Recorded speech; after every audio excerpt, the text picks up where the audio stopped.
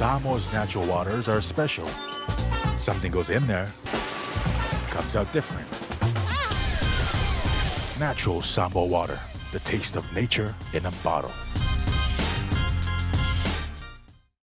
Tiafau Samoa, I'm Jack Laban. For any competition, I'm all about speed, skills, culture, and of course, my sexy. Wa'ualia.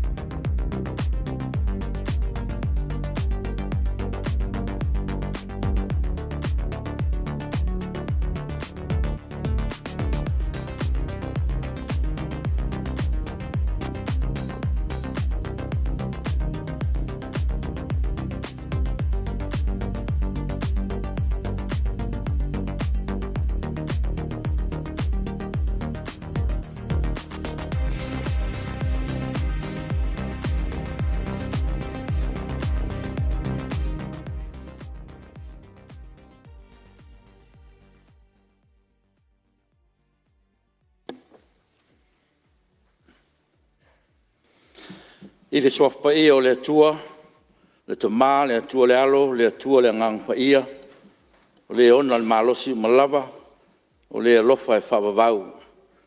Ona le pule awao le langi e le atua na o ia, e fio i me umalava, ma o le pulenga e whaangaina e tangata anu umal Palemene o Samoa, i te tonu tua oin whaasino ina mai, i tula fono le atua, o se tofi pa ia tu whaasolo, tātou te tālo. Le atua sisi e se lo mātou ta mai whawawau. E foi pervi inga o le whawhtai o le whamanu ma le whanetanga ia te oe le li. Whawhtai tele mo le nei tai au fau. Ua usu ia le fono tai o lau atuno. Whawhtai lau pule whaasoifua i o tai te tofi le atua o le mātou ta mai. Whawhtai manuia foi le tapo inga si o mātou atuno. Mātou ta tālo le li e le ato toa i mātou. Wha moe pēr le nganga o lau fio te whasoso ni mai. Ma e wha ngalo i mātou uma i mea o mātou whale tonu ai. Ta tālo mo le nei aso e mātou ngalu ngā whaile li e. Lafo i atu i a te oe. Lo mātou vai mo le mātou le aunga. E te whasoso ni mai ma wina mailu o ngang pa ia. E taito rua ina lo mātou whatau waa le atua lo mātou ta maa. Whamanuia le tāpo inga. Le aur malo ma le masiofo hapia fo le sui o fono sui tofia ma le folitua. Ai a le tāpo inga mana se o mātou tunu o mai lava i maunga te tele se o lava i se o pito i titi. Ai a au whenga lang to tofi, au a lo fina ngalo I so se fata whai tau langa le atua.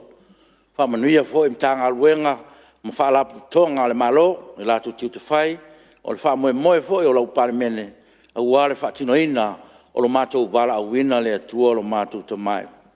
Wha manuia ne aso, I le urufafo ma le urufale o lo tino, I fe au mga luenga le li I lo mātou te mai, o lo mātou te talo lea, e ala lava Yesu Keriso lo mātou li mo lo mātou whaola. Amen.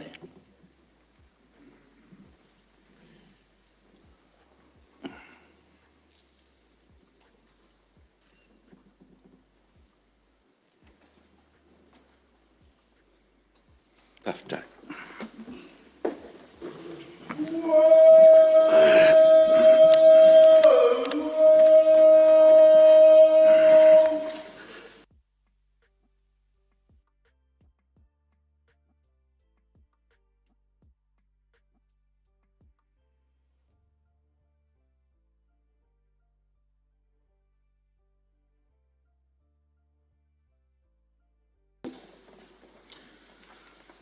O te whasisilatu a te amtalia nei taurumanga le whono au whaitu la whono.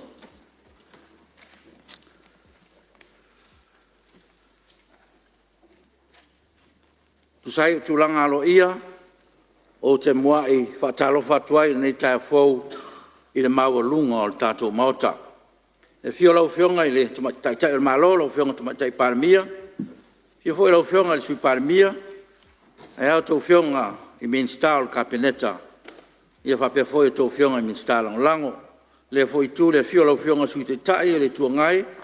Mal mamalu o sui fono uma o le tātou Palemene. Whapea foi la fio mai whaurulunga mtanga luenga. Whala tonga tu maoti le tātou malo. Mal mamalu o nisi o le tunu. O tātou mafuta whatasi nei tai au. Wha malo soi fua manuia. Ma le langi e mama. Ia te tununga. E leo tu la fo ina le faivo al Palemene tapo inga mamalu. Na fionga le ao malo ma msiofo. Sui tofia ma lon fatua. Le fam sinsiri ma mamalu le tu tino fata wa ngai o tato malo. Le fa pe foi pa ia la fo inga lon tofia le tua mo lana tala le lei so se fata fai taulanga. Samoa o fa fong tapo e mai so se tafa la langi. O pa ia lava ele vea wa ainga mala tu tama.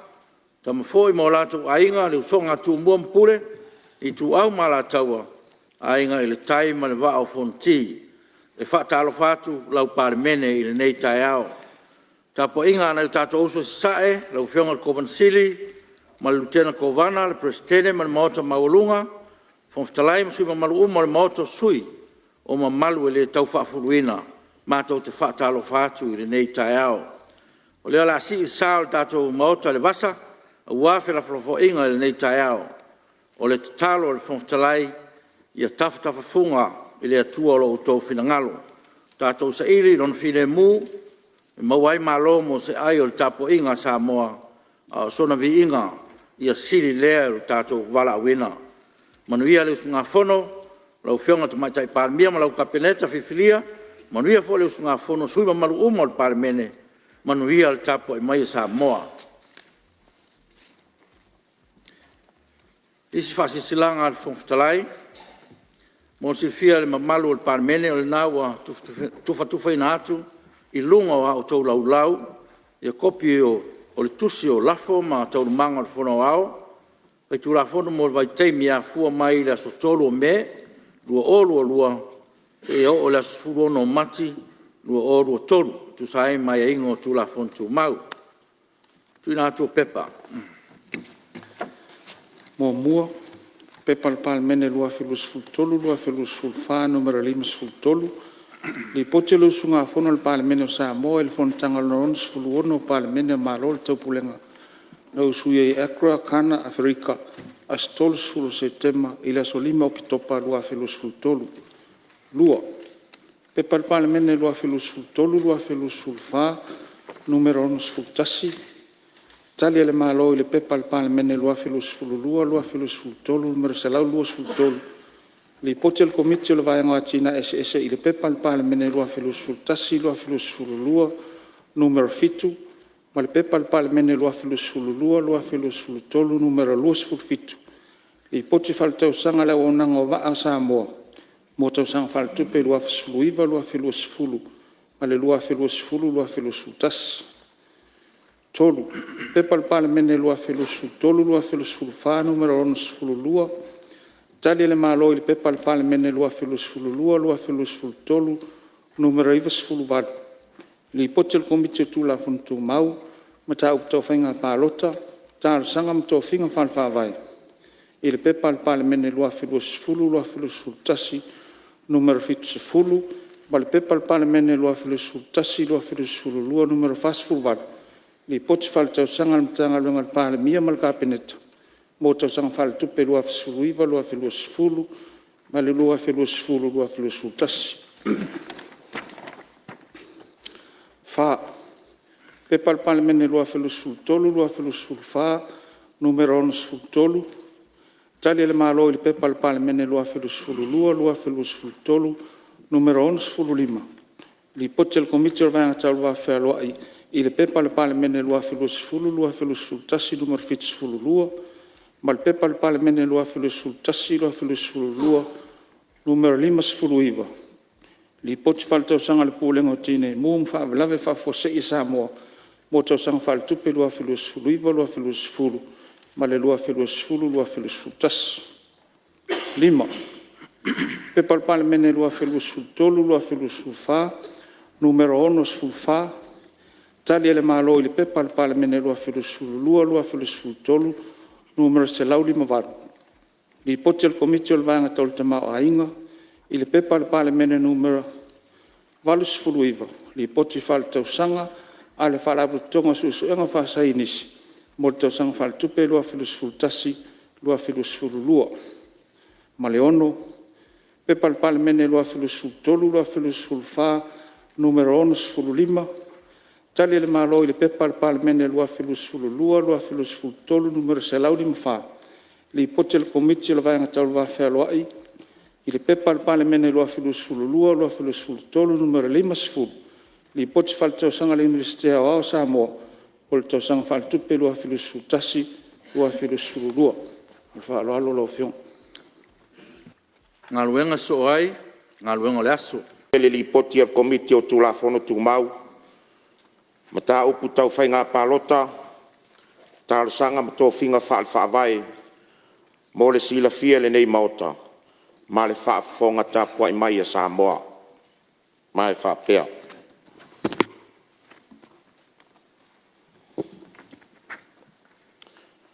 o le atua o le alii lea ua na faamalamalama mai iā te i tatou ina noanoa ia i mai a le taulaga ia o nifo o le fatafaitaulaga lauafioga le fogafetalai o te manatu o lea ua mapuʻe le laumea i le vasa ina ua faalepa le sa o tautaialii ina ua laolao foʻi le vasa na iā suisui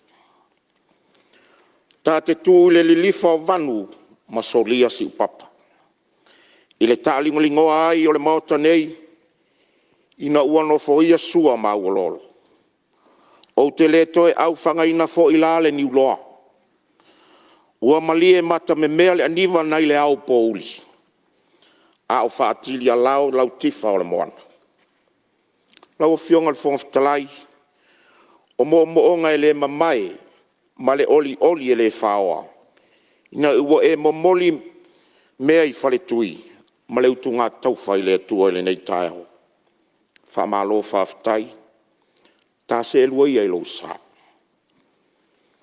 a le a tauvaa ia ma le gatete auā ua sovā lotolau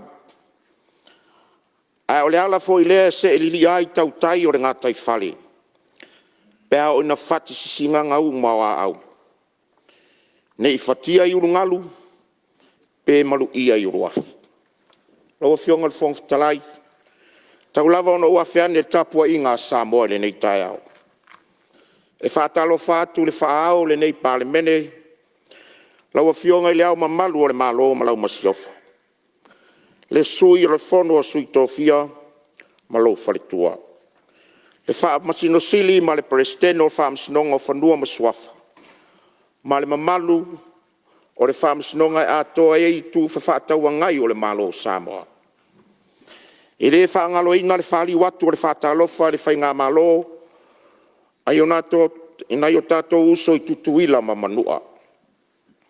Le fiola o fionga le kovana sili, le liutena kovana, le prestene le whongaftalai masui o mauta e lua. O le paia wāsua ma le vai whanua, fofo mai tūlangi sa ole masale au mua ma le lau niu na saerua. A fifio fo i le motu sa, le la au nā motasi, whātui o le motu, to o le whale ula tau tangata ma le whale ula tau taitu, ma le mamalu ia te o le manua tele. Whaamuria i le whātalo whātu ai wao iai le mamalu o le atunu, lau tau i tū vai o le tala le lei. Whātalo whātu la o tau ngā luenga e le tu utaimi ina. A wala o tau whānono ngā manu i le tua mo Samoa, ma le lalolangi atoa. Whātalo whātu fo i so sa Samoa, o maua mai tau rumanga le whono uso a lau Palemene le nei tai au.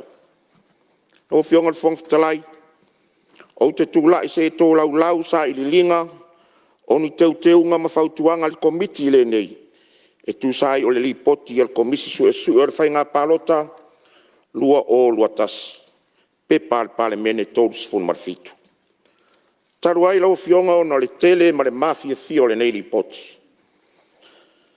Ai o le tele o la tō whautuanga na tu ina mai, o le ala leo la au tau mwhai ai lau fionga i sa wala whaingo fie e wha leo ai le nei li poti. O na olona nā tūra, e tasi te tonu o le 5 tausanga. Ai manatu foi, ua mawhatotonga sui ma malu uma o le nei maota i le sila iai le li poti le ngei komiti.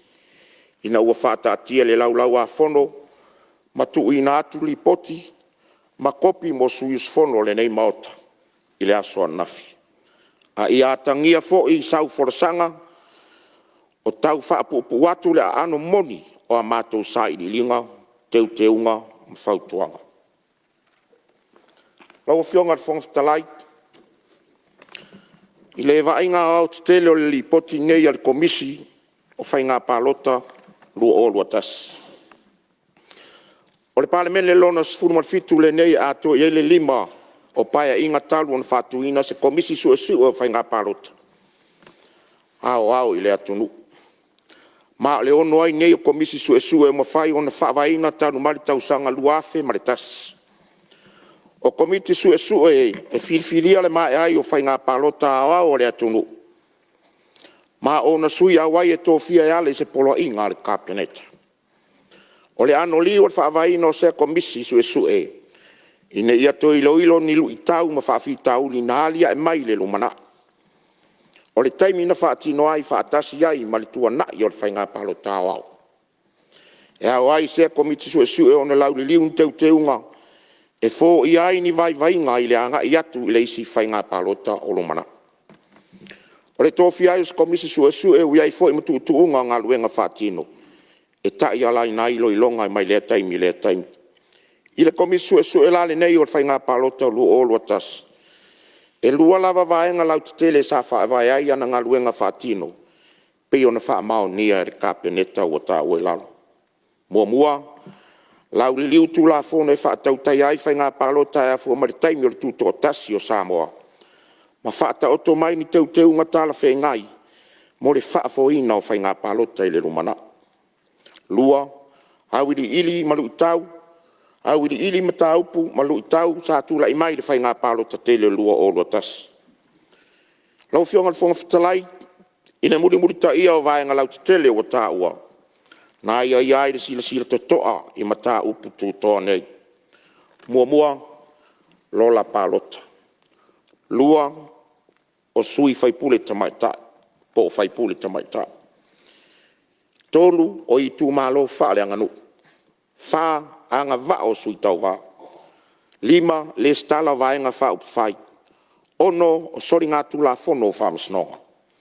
7 palota mai o tangata Samoa au mau i atunu i whafa. 8 sui o vaenga wha upu whai. Iwa whatūlanga ino le ofisa o whainga palota. Male se fulu o mata upu laute. Nau fionga whongaftalai, e lei whātamata ma sila komiti le li poti nei na watu ina mai e ilo. O le ala lea, o le ilo to toa vaenga umasa whamauina, ma li poti a mai tusi mafia fia tolu o le nei li poti. Ua whātatia lungo le laulau a whono o le whono au. E mafua i sea, lau fionga le whongaftalai.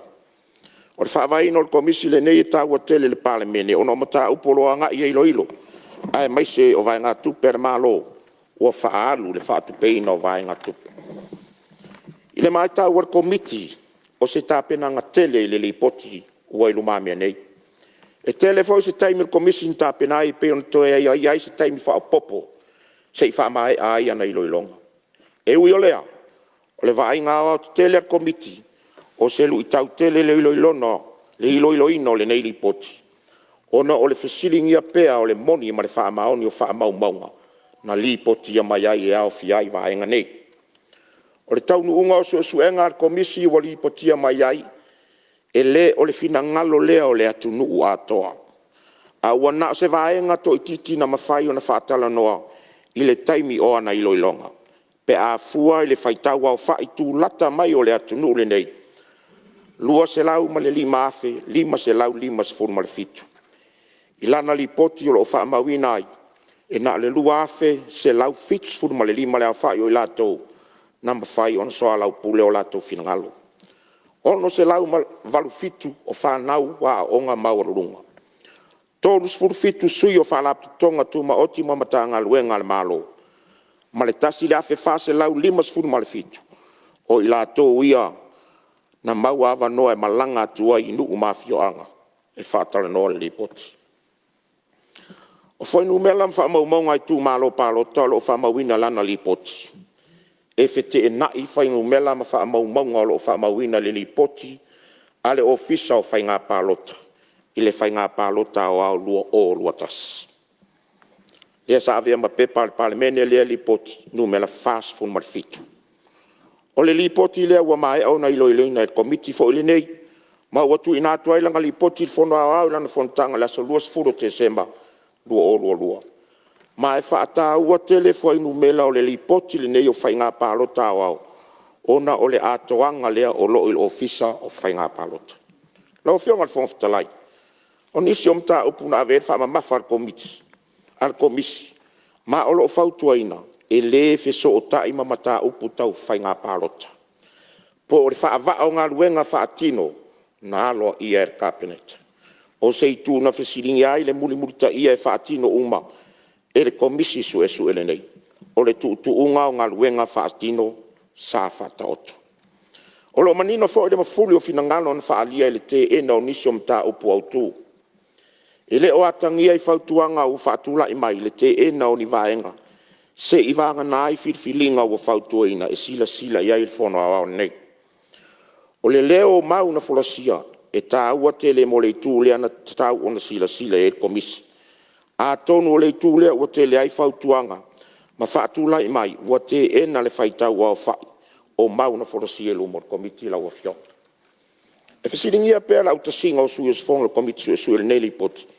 O na ele o mawhai o na saini uma sui whirwhiria. E pei o na tō fia alo ia. O le tūle nei na whasiringia ai ma le mafuanga. O le saini o sui o komisi le wholasanga a mata le taitai fono. I le tūla i mai o nei whete ngā inga o siringi ai le whautua ina pēa e le komisi sue. O whai ngā pālota. Pēle o le tiute e le o le komiti le nei o le Palemene la o whionga le whongwhatarai. E le tau whailo lo e ai e tūla fono tu mau se lau fitasi. O le komiti o tūla fono tu mau mta upu tau whai ngā pālota tau sangam tō whinga whare whawai. E ngafa ma le whaatino ina o ilo ilonga mta upu tau pālota mta o sanga. E ui o lea lau whionga le whongwhatalai, o vai inga nei o le li poti e komisi, na wha ai unga whono inga e komiti le nei. Le wha au au pēa o na ilo ina, ona o le tā ua ta i alam tā upu mai ai ngai, ma tu unga o anga ngā luenga whatino. Lau whionga le whongwhatalai ona use e mai lea i tau manga o ilo ilonga. Nā mata tau manga le whontanga te komiti nei la solua sfuma le ono i ulai lua o lua tolu, ma o i tū tino nei na sei a matalia i aile mātou ngā luenga. Mua o le komisi sue o le whainga pālota lua fe lua sifun martasi. Lua o le komisi o le komisina o whainga pālota. Po le ofisa o le komisina o whainga pālota. Tolu o le ofisa Fonotaga wha maumawina. Wha o le sosaiete alo ia Samoa. Ma le lona lima o le mamalu o sui a whaipule o le maotofono le nei. Ao te lenga o sa ililinga le lipoti.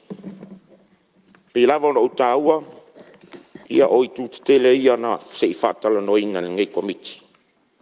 Ia o te lenga o sa ililinga komiti tu sa ima moli mauna whai o na awain forasia o lato finangalo. I luma le komiti, ma wha mawina ai o le whaitau o whai o lato no forasia. E te ena le lipoti a toa al komisi suesue. Whaatasi mwhautuanga o lo whaatu lai mai e pei o na iloiloina. E ui na whaari manino iai e le komiti o lo o maua le avanoa.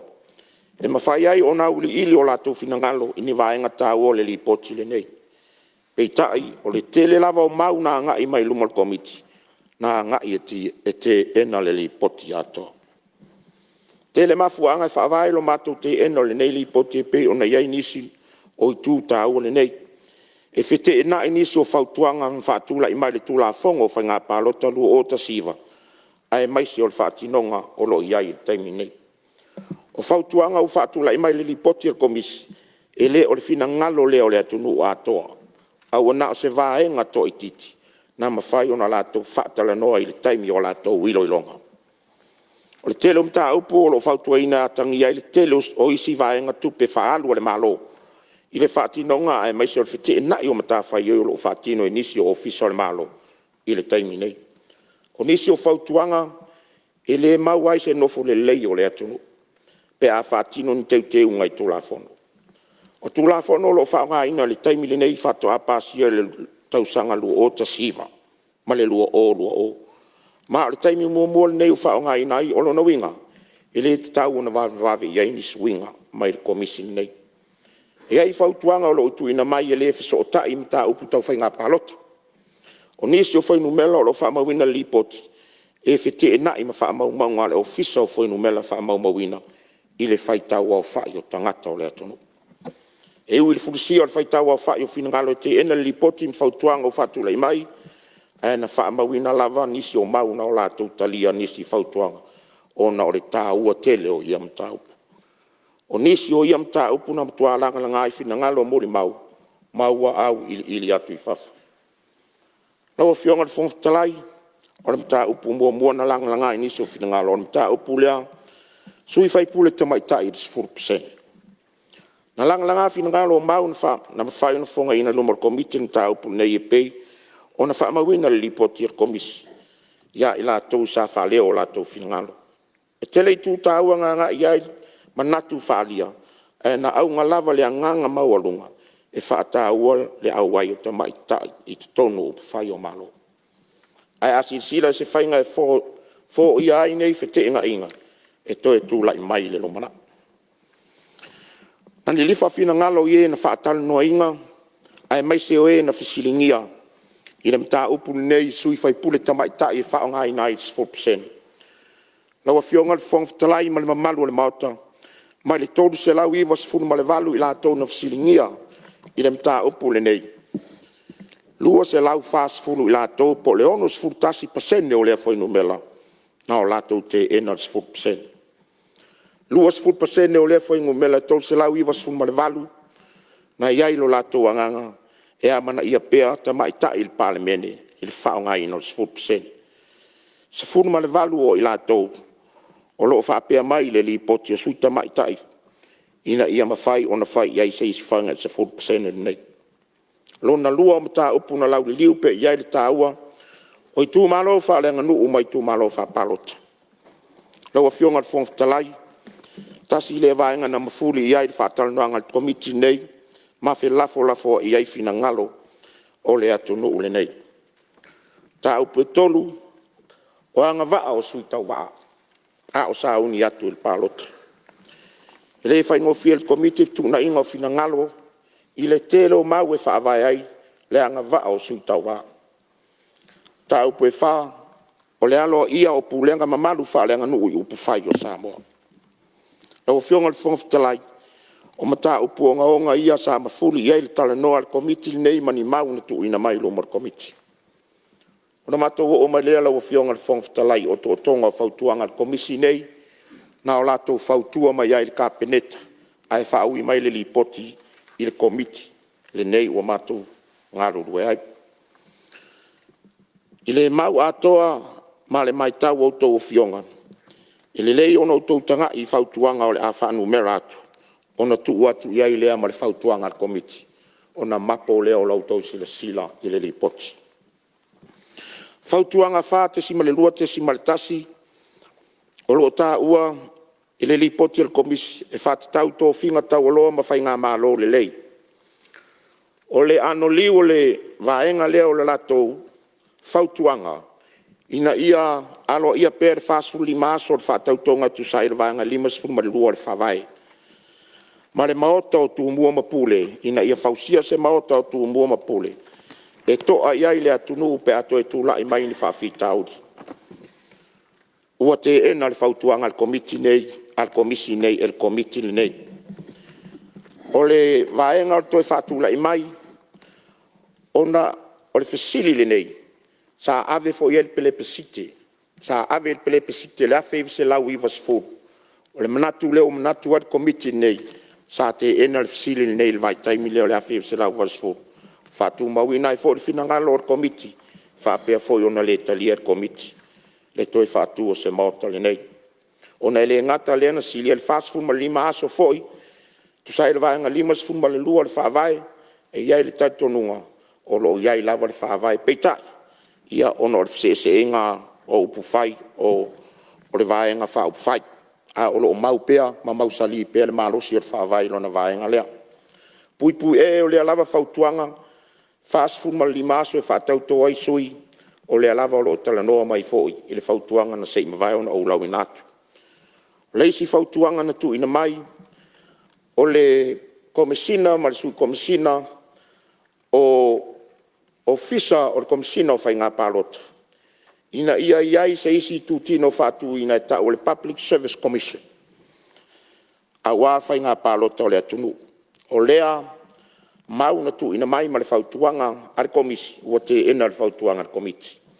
Ona o lo'o iai le matou nauta'iga o lo'o lava ma mafa totoga le komisina o lo'o iai nei le fa'afoeina o ona tiu te tauave. Mau lona o lo'o fa'agasolo mai tu'utu'uga ia e lē a'afia i lalo o tu'utu'uga o galuega patino ma galuega fa'atino pei ona poloa'ina ai e le kapeneta. O le mau lona le puipui'u ua te'ena fo'i le fautuaga a le komisi lenei pe lava ona ufai atu o latou toe tā'ua mai fo'i le toe iai o se isi vaega o le Public Service Commission lea ua uma no ua vatu le agaga o le komiti lenei.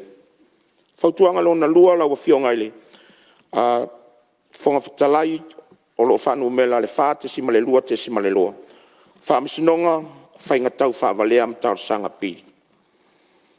O lo'o talanoa le vaega lea o le tulafonu i le toe 12 masina ona fai o leo se isi faigā palota. O lo'o talosaga mai ae peita'i o le vaega lea ia ua talia le fautuaga ona o le patino tonu le fono fa'atonu po le executive latou te faia ina iai le agaga mauluga e lē mafai le palemene ona fausia ni tulafono ma ni teuteuga tulafono e ona toe noa tia ai lona malosi'aga e fa'atino ai ana tulafono ma ni teuteuiga. O lona uiga a fa'atulafonoina 12 masina pe ona fautuaina o le anoa tia fo'i le malosi'aga o le palemene toe fa'atino ai ni teuteuga tāua tele mo Samoa.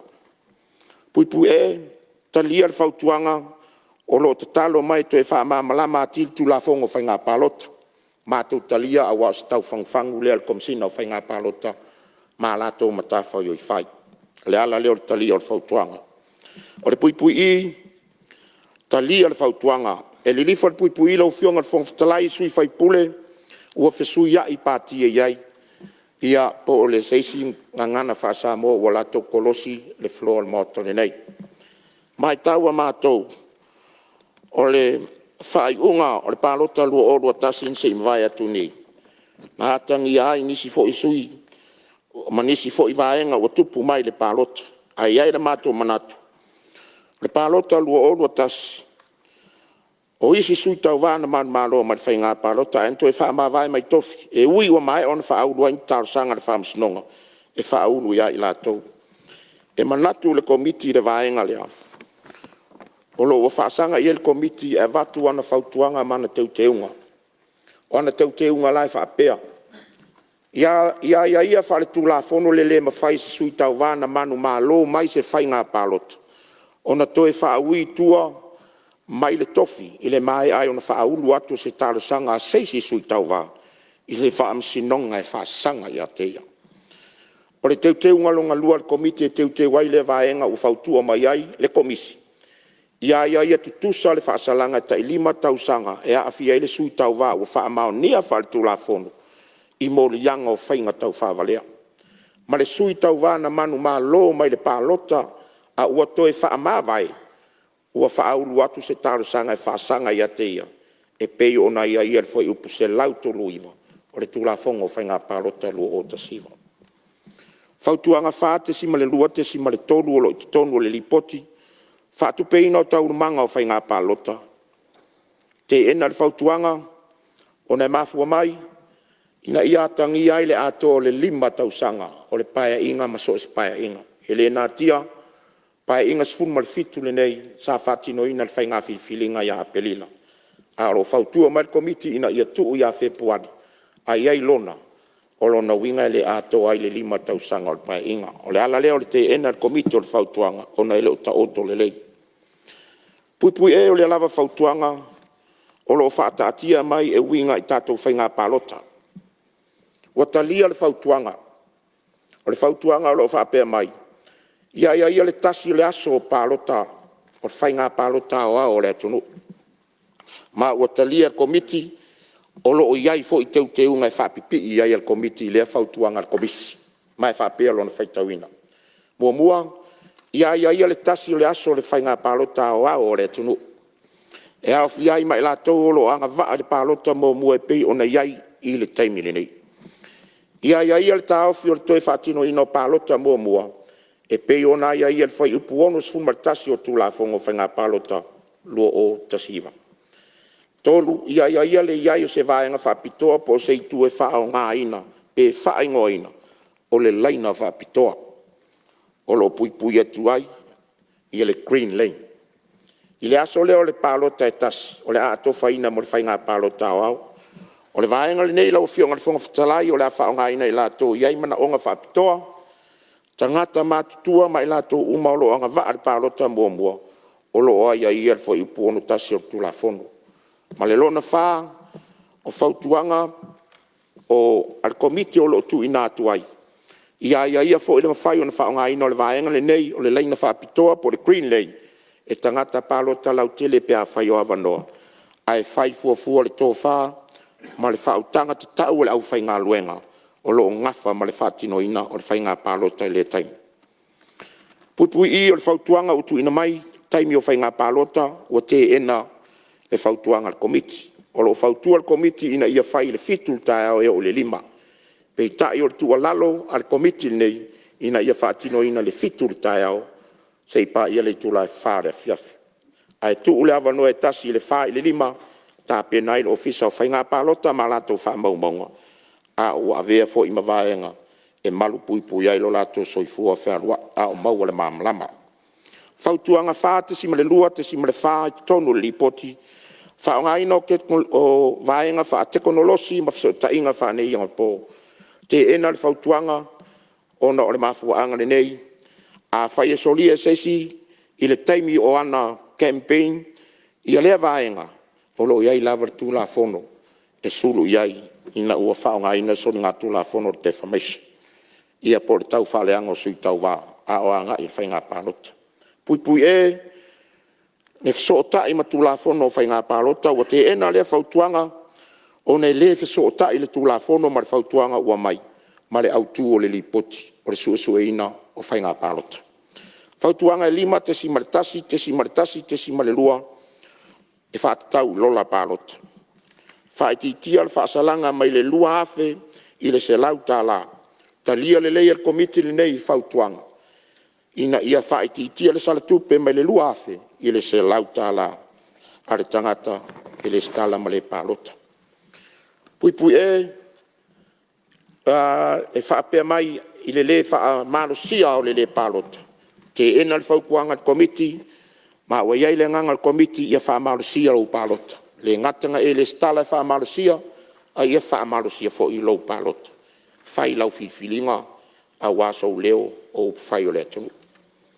Pui i, he te ena le whautuanga pe ona whautua mai iai le komisi.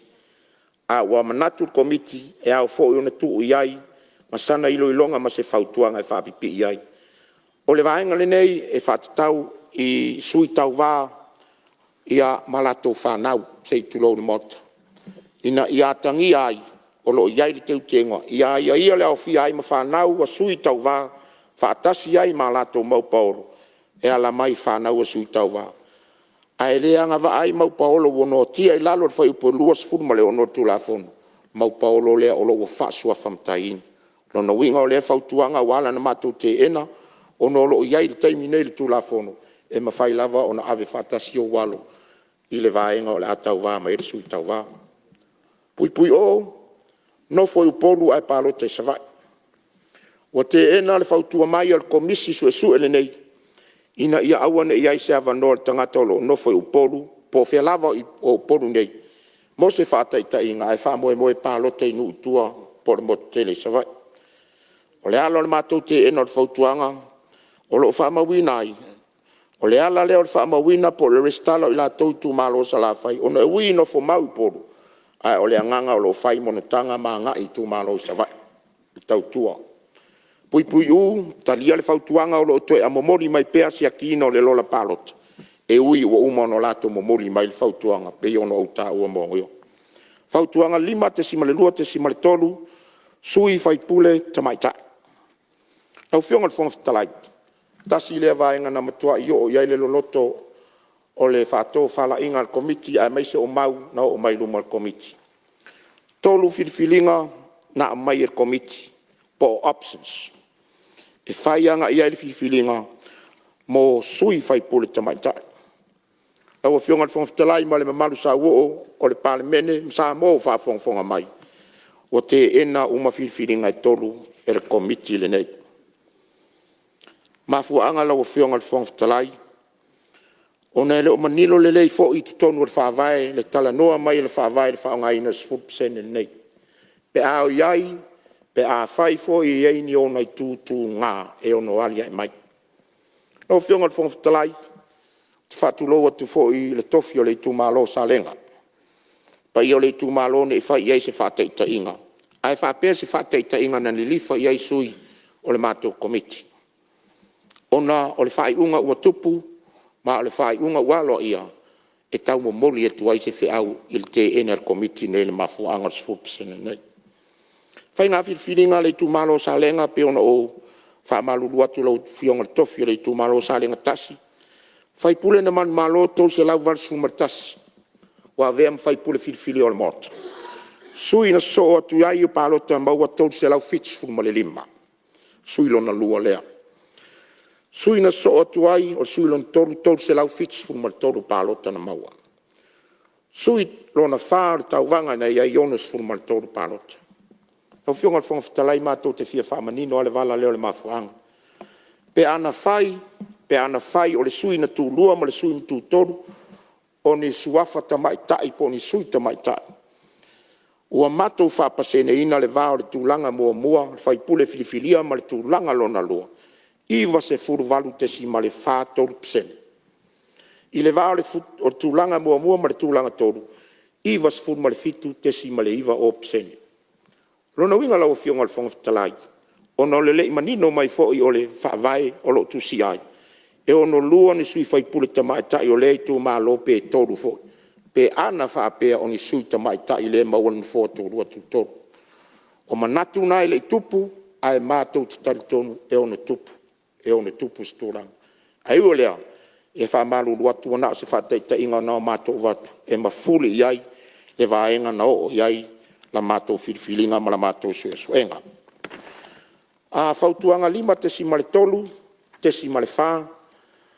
ua matou o mai tumalo faaleaganu'u mai tumalo faapalota lau fioga le fogafatalai pe lava na ufai atu o loo tau mafai lava se auala e faapu'upu'u ai le lipoti peita'i e faisi te leo le lipoti ma latou fautuaga na mai ui o lea o le a tau mafai atu lava i se auala e sili ona mau ai le mapo o tou finagalo tasi lenei vaega o le lipoti na fefulisa'i ai finagalo o mau ma molimau na tu'uina mai luma o le komiti i tumalo faaleaganu'u mai tumalo faapalota pe fo'i nou tou tagataga'i ai tonu le lipoti o loo i ai vaega o le lipoti o loo faavasega mai ai le faitau aofa'i o le itumālō ma le aofa'i o tagata na palota le 26 e talitonu le komiti o itumālō faaleaganu'u po o itumālō faalalafaga e pe ona tā'ua i tonu o le faavae ae ua tatou galulue ngei e fa'aogāina itumālō faapalota pei ona i ai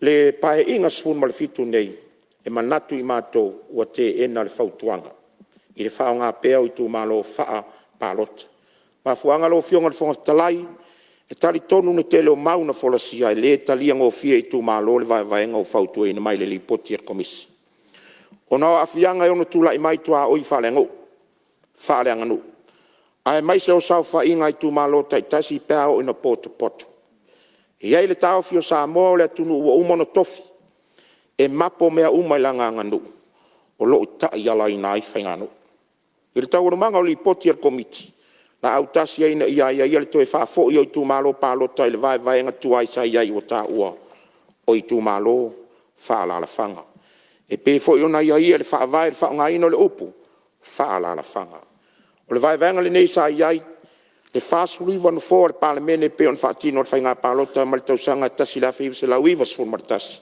se io mai le fainga palota lua o tasionu talitonu le komiti o le vaevaega o pito talafeagai lea ona o loo ta'oto le ai saufa'iga afio'aga mai tumālō e lē gata o tumua nei ae fa'apea foi le saufa'iga apuleono i salafai manatu le komiti a alualu suaga le vaatele ae tefā le tauala na ia toe fa'aogāina le vaevaega i tumālō fa'alafaga ia silasila le fa'aofina o teuteuga nei ua tā'ua i lalo i le tulafono i tumālō palota e fa'apea ma o teuteuga fo'i ia le komiti lau afioga le fogafatalai e fia fa'apipi'i atu tusai o le fautua mai a le komisi su'esu'e o faigā palota muamua o i tumālō tutaulaga i le fautuaina ai o le toe fa'aogāina o le vaevaega o i tumālō fa'alalafaga ia ni no foa e tolu mo i tumālō tutaulaga ma fa'aigoina o le tumālō tutaulaga i sasa'e i tumālō tutaulaga le o ngā totonu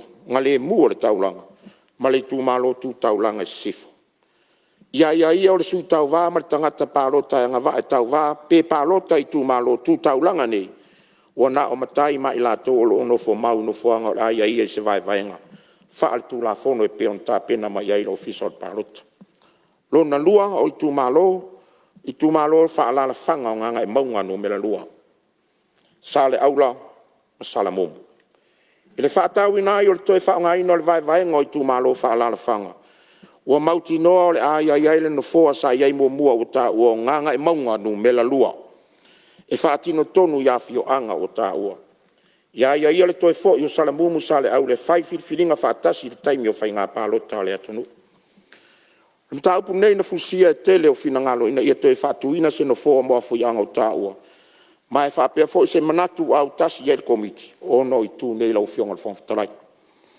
sa le aula ma salamumu ua le tusai ma tumaganu'u le vaevaega fa'alalafaga sa le aula o se tasi o to'oto'o faitauina e ono i ai pule salafai ma o le avesea ai o lona nofoa ua lē toe atagi ai lea fa'alagiga e lē faigofia i tumālō nei le auai atu i faigā palota i tumālō fou na vaevaina i ai ona i ai lo latou talitonuga e leai so latou avanua e mafai e ona agava'a so latou sui le tofi faipule o i tumālō e faigatā ona auai le taimi e potopotoga fa'aleaganu'u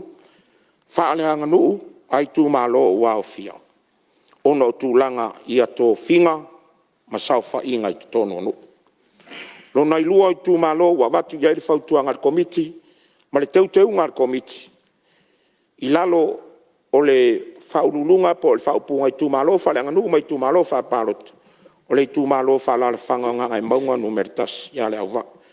Whautui nai le toi whaangaina vai vai ngai tu malo whaalalawhanga o mauti noa o le aia ienu no fōa ngā ngai maunga numeritas.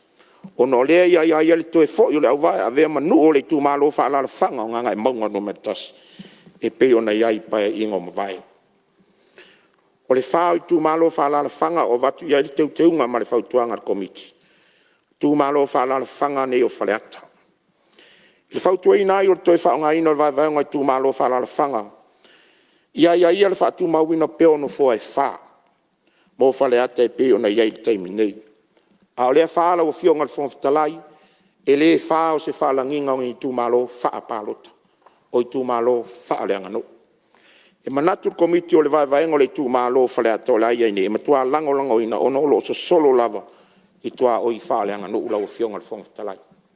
E le wha upuina la pe a whai e vai vai nei whainu mele wha. Ngā le whainu mele o ni tu malo palota, pei o na iai nei. A ia wha tu mawina o i tu malo palota wha le angano. I to tonu lava ia o tua o i wha le angano. I tu malo wha alala whanga o le vai maunga. I le whautua i nai o le whaongaina o le vai vai ngai tu malo wha alala whanga. Ia fo i le wha tu mawina pe o no fo e wha mo e vai maunga. E pei o na iai le taimi nei. Lau fionga le whongatalai, e tutusa lei lava pe o le wha leonga o whaleata. E wha le angano, ai le wha i tu malo wha palota. Ia, o lo so solo lava e tusa fo i le mato mau ina ia toi wha fo i lava le atunu, ia nai tu malo wha le angano. Leisi tu malo lo avatu ai teu ngar komiti mana whautuanga o le tu malo wha lana whanga o ainga le tai.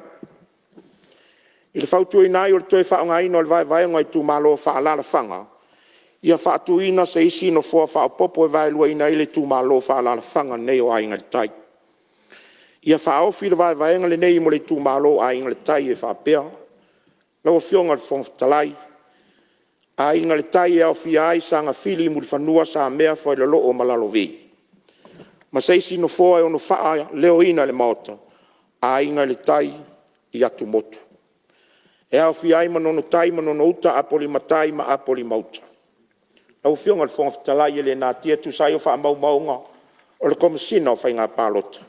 Tasi le tu malo te lela na lola. E tu rua ia whaleata. Le te leo le lola palota. Ma le isi tu langa lau fionga le whongatalai le ngā tia.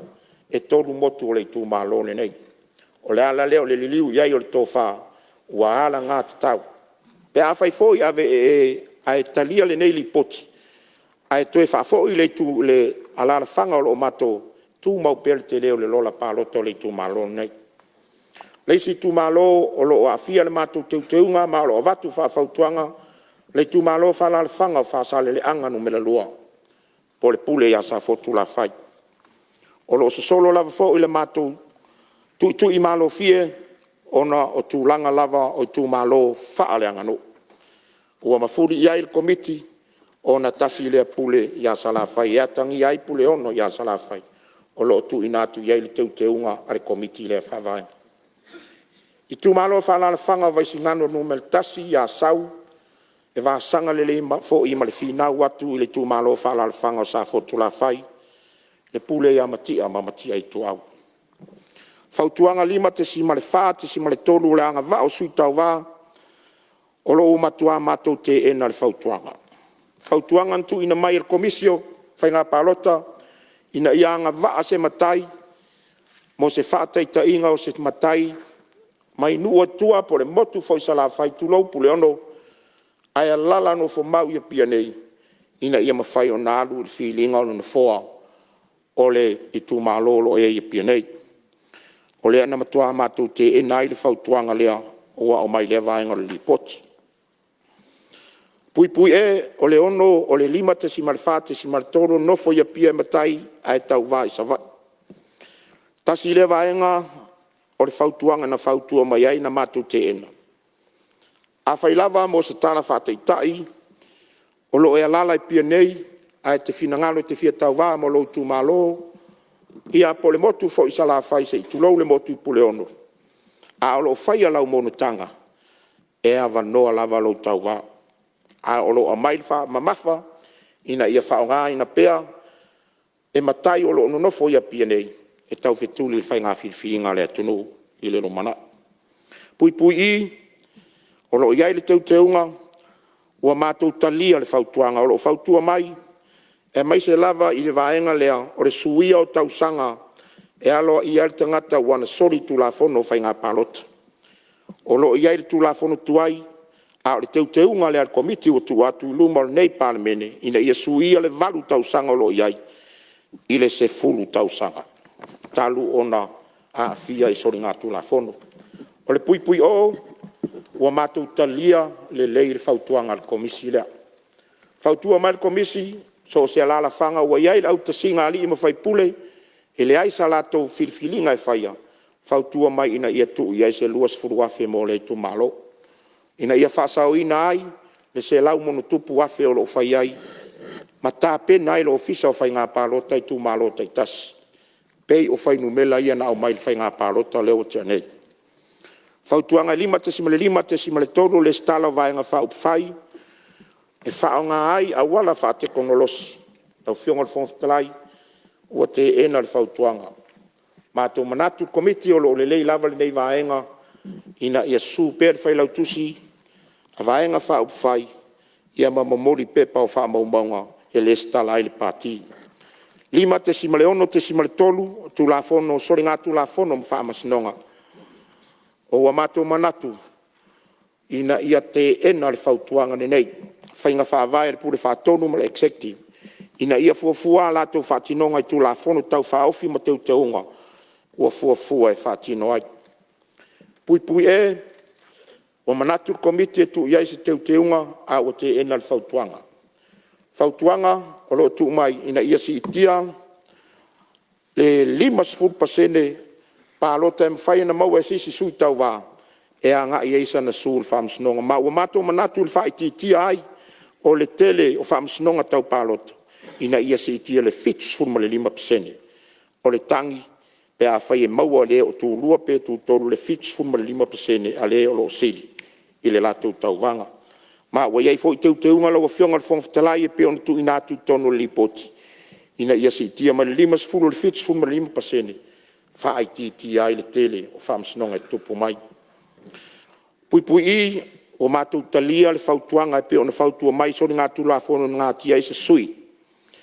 O mātou talanoa matu i nātu ai whaasalanga, ina ia whaifua whaasalanga, a ngā i tangata na o le pālota. O mātou talia ai le whautuanga pe o na iai. O le pui pui o mātou talia le whautuanga o lo whapea mai. Ona o mori mau pe pelo luma le whamsinonga a mai sei lātou e mori mau whai ngā pālota. A whaifo i o iei ma se sui tau wā a fia. Mātou talia le whautuanga ina ia tuu mai, e le whamsino sili pepa wā a fia ai, le wā a fia le nofoa i lau whionga le whongwhatarai. Whautuanga 5 te simale fitu te simale toru o pālota kanata Samoa lo ia tunu ma mau. Wa iei lo mātou manatu ele o semta upu whai ngofia. E manatu komiti la atu le pule whaatonu, ina ia whai fuafua mo se taimi le lei, ma le whaonga ina se system le lei e kontro ai le vaenga.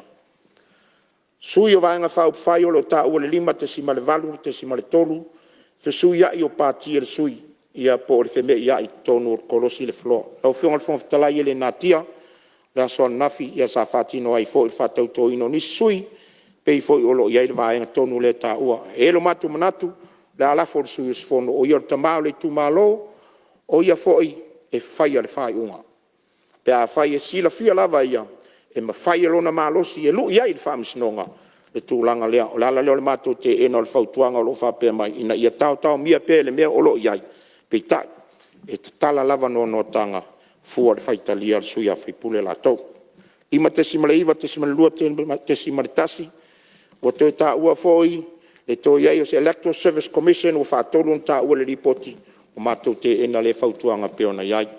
5 te simale iwa, te simale tolu pule ma le au whainga luenga, a le ofisa o whainga pālota, o lo te talo mai ina ia suia le whaaleonga, po le whaalanginga mai le komisina o whainga pālota i le ofisa sili.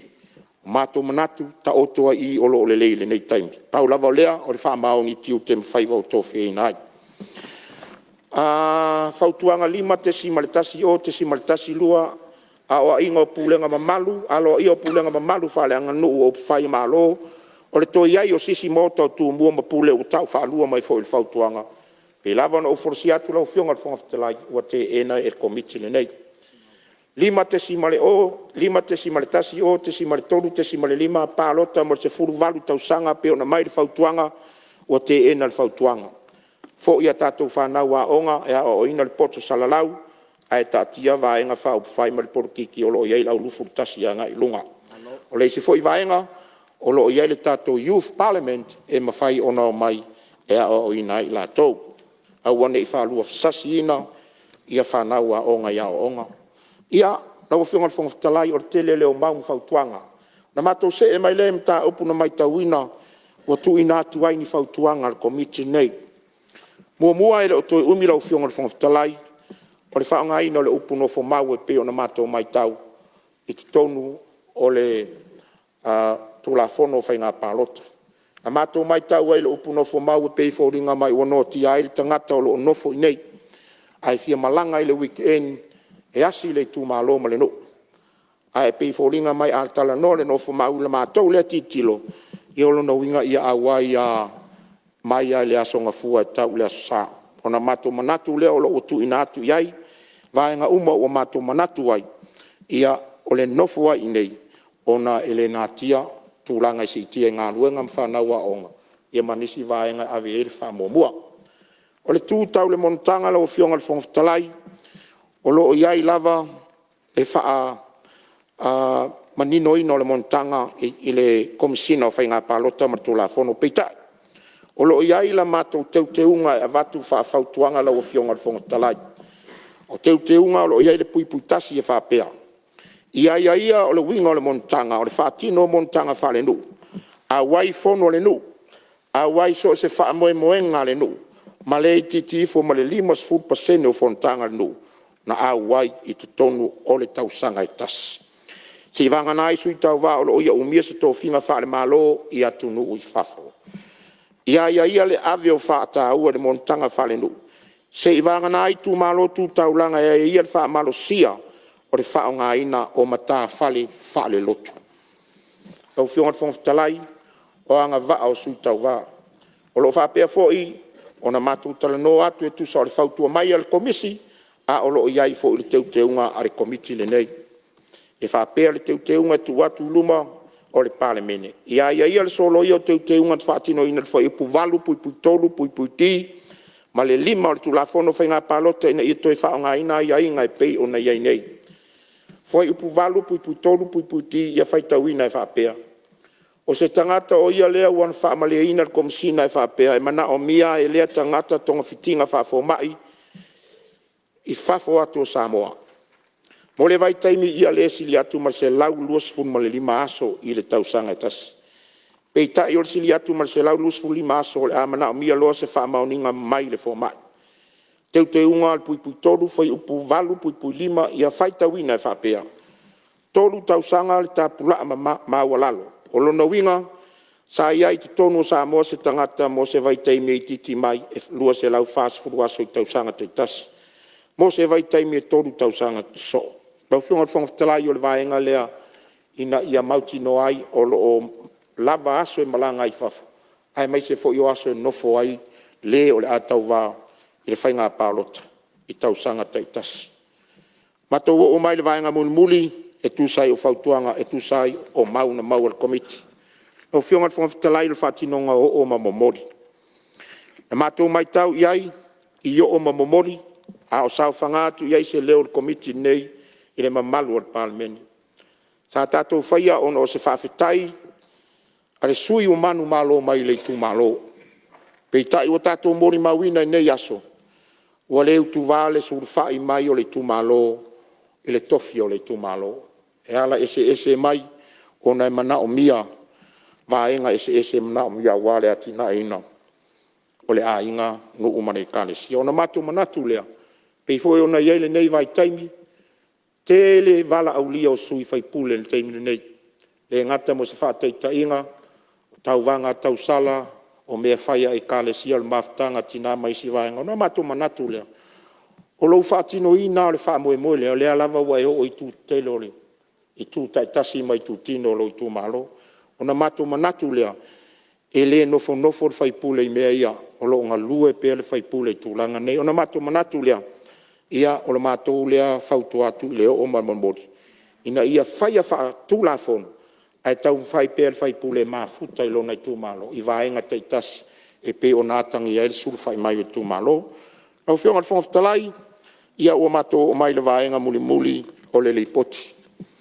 O mato whautuanga i tūnatu le Palemene lau whionga le whongaftalai. Le whaia e lunga on sa i ringa e whautuina e le komito tūlafono tū mau. Ta upu tau whainga pālota tau sanga mato whinga whaavai le malo sa mo e whapea. Whautuanga mua mua. Ia sila le teuteuina o le fast food mar wha po le vaenga fast food mar wha. Pui tasi a ma le pui a o le whaavai o le malo tu tasi o Samoa. O lo o ai Island Force full percent o whaipule tamai tai i tono mota. O le whaamoe mo le teuteuina le vaenga le nei, ina ia solo ia le whaonga ina o le force full percent o tamai tai i tono mota. Le mai tau o le komiti e tusa o ana mauna whaatalanoinga. Na mafuli ai le te ena o le toi whaonga ina o le full percent. O tamai tai ono mafua anga o fola sia i lunga le vaenga 5 tesi ma le tolu o lana li poti le nei whaatalanoinga. Lua, ia sila solo ia o tūlafono i tū malo pālota lua o te siiva. O loo iai nei ai toi whaatu lai le vaenga na iai tū malo whaalala whanga. E peo na sawai ma le tausanga a feiva se lau ivas fumatasi. Se ia o mai le lua o sfuruono. O le vaenga lea na iai le fast food ma le iwa na fō le Palemene. Mai tali tonu le komiti o le vaenga au pito tala fea ngai lea. O na loo so solo le vaenga i tū malo i tua o i whaale anganu. E manatu al komiti na ia whaofi teuteunga i niso i tū malo lo ta ua e lunga le vaenga ono tesi ma le fitu lana li poti. Pe ona iai whautuanga 5 tesi ma le tonu tesi ma le wha i tū malo whaale anganu ma i tū malo whaal pālota. O le whautuanga tolu ia sila le teuteuina o whai upu valu tesi ma le lua tesi pui ti, pui i o le tūlafono whai ngā pālota lu o ta siva. Ina ia le suinga o le valu tausanga o loa ia whale tūlafono si tai le sfuru tausanga. O le wha o whautuanga ia sila solo ia le whai upu valu, pui tolu, pui ti, ma le pui 5 le tūlafono whai ngā pālota lu o ta siva. O loo iai nei, ai toi whātu la ia inga na iai le tūlafono whai ngā pālota a whaiva se lau onu sfuru martolo e whapea lona whaitawina. Whai upu valu tesi ma le tolu pui ti ia whaitawina e whapea. O se tangata o ia lea ua whaamale ina komisi e whapea mana o mia e le tangata tonga fitinga whafoma i atu Samoa mo le vaitaimi e lea sili atu ma se lau sfuru 5 aso i le tausanga e tasi. Pei tai o le sili atu ma se lau lusu 5 aso le amana o mia loa se whaamaoninga mai foma. Lua whai upu valu tesi ma le 5 e whaitawina e whapea. Tolu tausanga le tapula a maula. Olo na winga sa iai tonu o Samoa se tangata mo se vaitaimi e titi. Ai titi mai. Lua se rau fast food waso i tausanga taitasi. Mo se vaitaimi tolu tausanga so. E whai wina le aso whirwhiringa. Pei tai e le au fia le to e sea le tu mau mai Samoa se tangata. Olo e tunu i whafo ono tite whaan malo. Whautuanga 5, ia sila le teuteuina whai upu valu tesi mal, valu pui 5 tūlafono whai ngā pālota lua o ta siva. I le whaamtala ina o Montanga ina ia whaofi teuteunga o tā ulalo. Monotanga, lona whaawinga ina le pui tasi. O lona winga le whaatino o Montanga whale anu. A wai fono nu. A wai so se whaamoemoenga le nu. Ma le il titi ifo ma le 5% o Fonotaga le nu. Ma ia wai tonu o tasi tausanga se ivanga nasu i tau valo o mia se tofinga whaale malo ia tunu i whafu. Pui rua whaaloma o le alava whautuanga. Ia le ave o le whaatau o le Montanga whale nu se ivanga na itu malo tu taulanga ia. Le whaamalosia o le whaongaina o mata whale loto. Pui tolu, ia le whaamalosia o nu e whao o mai whaamaoninga tonu ma le sa o le au wai u fono anu o le sui taua e taua le sui o le nuu ma le sui tamai tai o nu. Whautuanga e ono mai le sefulu o whautuanga. Ia sila le teuina le whai upu sefulu ma le ono pui tasi o le tulafono whai ngā pālota lu o ta siva. Ina ia o whia ai ma whanau o sui taua. Whaatasi ma maupa o le e awala mai whanau o sui taua. Pei tai, ia lea ngā wa ai maupa o le ono o tia i lalo le whai upu e lua le whai upu sefulu ono o tulafono. Pei ona o lauwina atu mua. Manatu komite tau na malanga le sui tau wā malona ai ngā whiai malona tō lua malana whanau o lana whanau whatasi mau paoro e tau walatu i lana whanau e pā lota i lona tū malo ma avea i masui tau wā. Fitu o whautuanga i sila sui au aso le whainga pā lota le tunu ma le vai aso atoa i le na artasi le aso e tō whaina le whainga pā lota. Manatu komite le aso le tasi o la whiai mai la tōlo ai ai le whaiupuono tasi ma le ono lua tu la whono whainga pā lota. Lua o tasiva. Peita ia whātuina se vaenga whāpitoa po se itu, ia whaingoina le laina whāpitoa po le Green Lane. O le vaenga le nei whaongaina i la tue e ai ai, il whaipuono tasi mo le ono lua tu la whono. O lona valu o whautuanga i sila le toi te wina whaipuono ono pui tasi. O le tu la whono whainga pālota lua o tasiva ina i suia i tu lai whaatino ai whainga pālota. Mai le fitu le tai au i le wha i le afiafi. Ai ta oto atu le wha i le lima le afiafi. E toi ta pena mai ai le mta ngā luenga. Ma wha maunga o le whainga pālota. Pui iwa ia sila te uina wha upu salau ma le walu pui lua le tula whono whainga pālota lua ota siwa.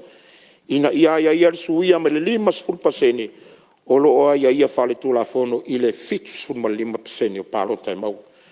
Ma le se fulu o le whautuanga muli folela u fionga le whonftarai. Ia sila le whaofino sa ia inga le tula whono whainga pālota lua ota siwa. Ina ia i whale tula whono. E le ma vai se suitau, e le ma whai se suitau wao le a manu malo mai se whainga pālota on toi whau i tua. Mai le tofi, i le mai ai ona whau luatu se taru sanga, se isi suitau wao le whamsnonga, whasanga ia te ia. A o se suitau wao ia leo manu malo mai se whainga pālota e wha maon ia le toi whau i tua ma le tofi. E ni tau ona whale tula whono lona whasalanga e 5 tau sanga. Se fudu maritasi, whamadu atu lo whong talaito e tasi. Ia sila e whaongaina o le whaongaina o le upu nofo mau o loa ia le tula whono. Ina ia mawhai ona tala ai, le whaongaina o lea upu nofo mau, ia awane ino ti ai sui tau wā. Se fudu ma le lua, ia sila il solo ia le whai upu se lau ma le tasi o le tula whono whainga pālota. Ona le tūlanga fte na imanisi o ia inga le tula whono. Natu komite o le tapu le tula whono whainga pālota i whato sina, pei o le wha tino ina o mamomori sa tere ina ave se ina ai nisi sui tau wā i le whamasnonga. O le whatinonga foi, o le o mamomori tasi lava lona whatinonga i tonu tau sanga, pei tai o le auto waa malanga i mai peo i tu malo i suis whono, o se whatinonga i tupu peo i tonu a tōre pai inga mai ono ave se ina ai. E ui o lo o tali atu i mana onga mo o mia o le tu malo. Lau whionga le whongtalai o whautuanga i ar komiti te unga maana sa i linga na mafu aina tu inatu. Ia malei ngā whono te komiti le nei, whautuaina le komiti o tu la whono tu mau tau putau whainga pālota, tau sangam tō whinga whawai le whono au, na ia whamaonia, le lipoti, lua olu o tonu, lua olu o whal pepa al Palemene taus fumare fitu, o le lipoti le komiti o sui o whainga pālota, lua olu o tas. Whātasi ai ma te unga mwhautuanga al komiti, ilana li poti nei, pepa no mele whāsu marei. Au a whionga le whongaftalai ma le marutawe o le nei, Palemene o le au te tele leo le li poti o tu inatu. Ma le anganga wha tele, manu ia le nei Palemene whaftai. Ua malo whaftai sa unua manino i lau whionga le te whono ia malo tō komiti.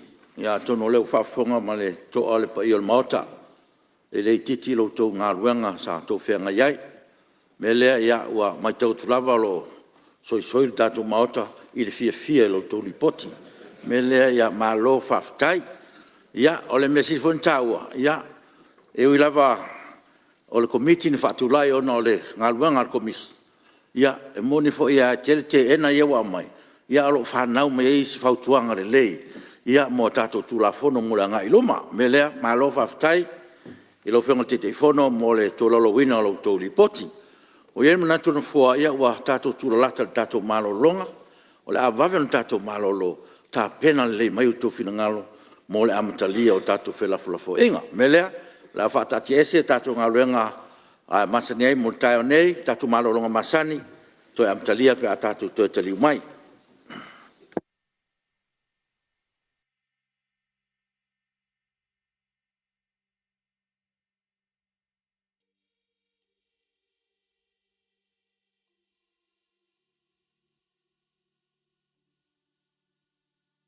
O lau insiwa e au wala i se te unga tupe mo le lumanai manuia. E mole puipuinga tau tupe o lo soifua, mai mawhai o na tauna no atu, mo so se mahua anga i te whina ngalo iai. Samoa Life, le insiua mo tangata nuu o Samoa. We're here to give the opportunity to people for full-time work in New Zealand as a skilled worker, so trades, carpenter, mechanic, or anyone who's successful with the quota.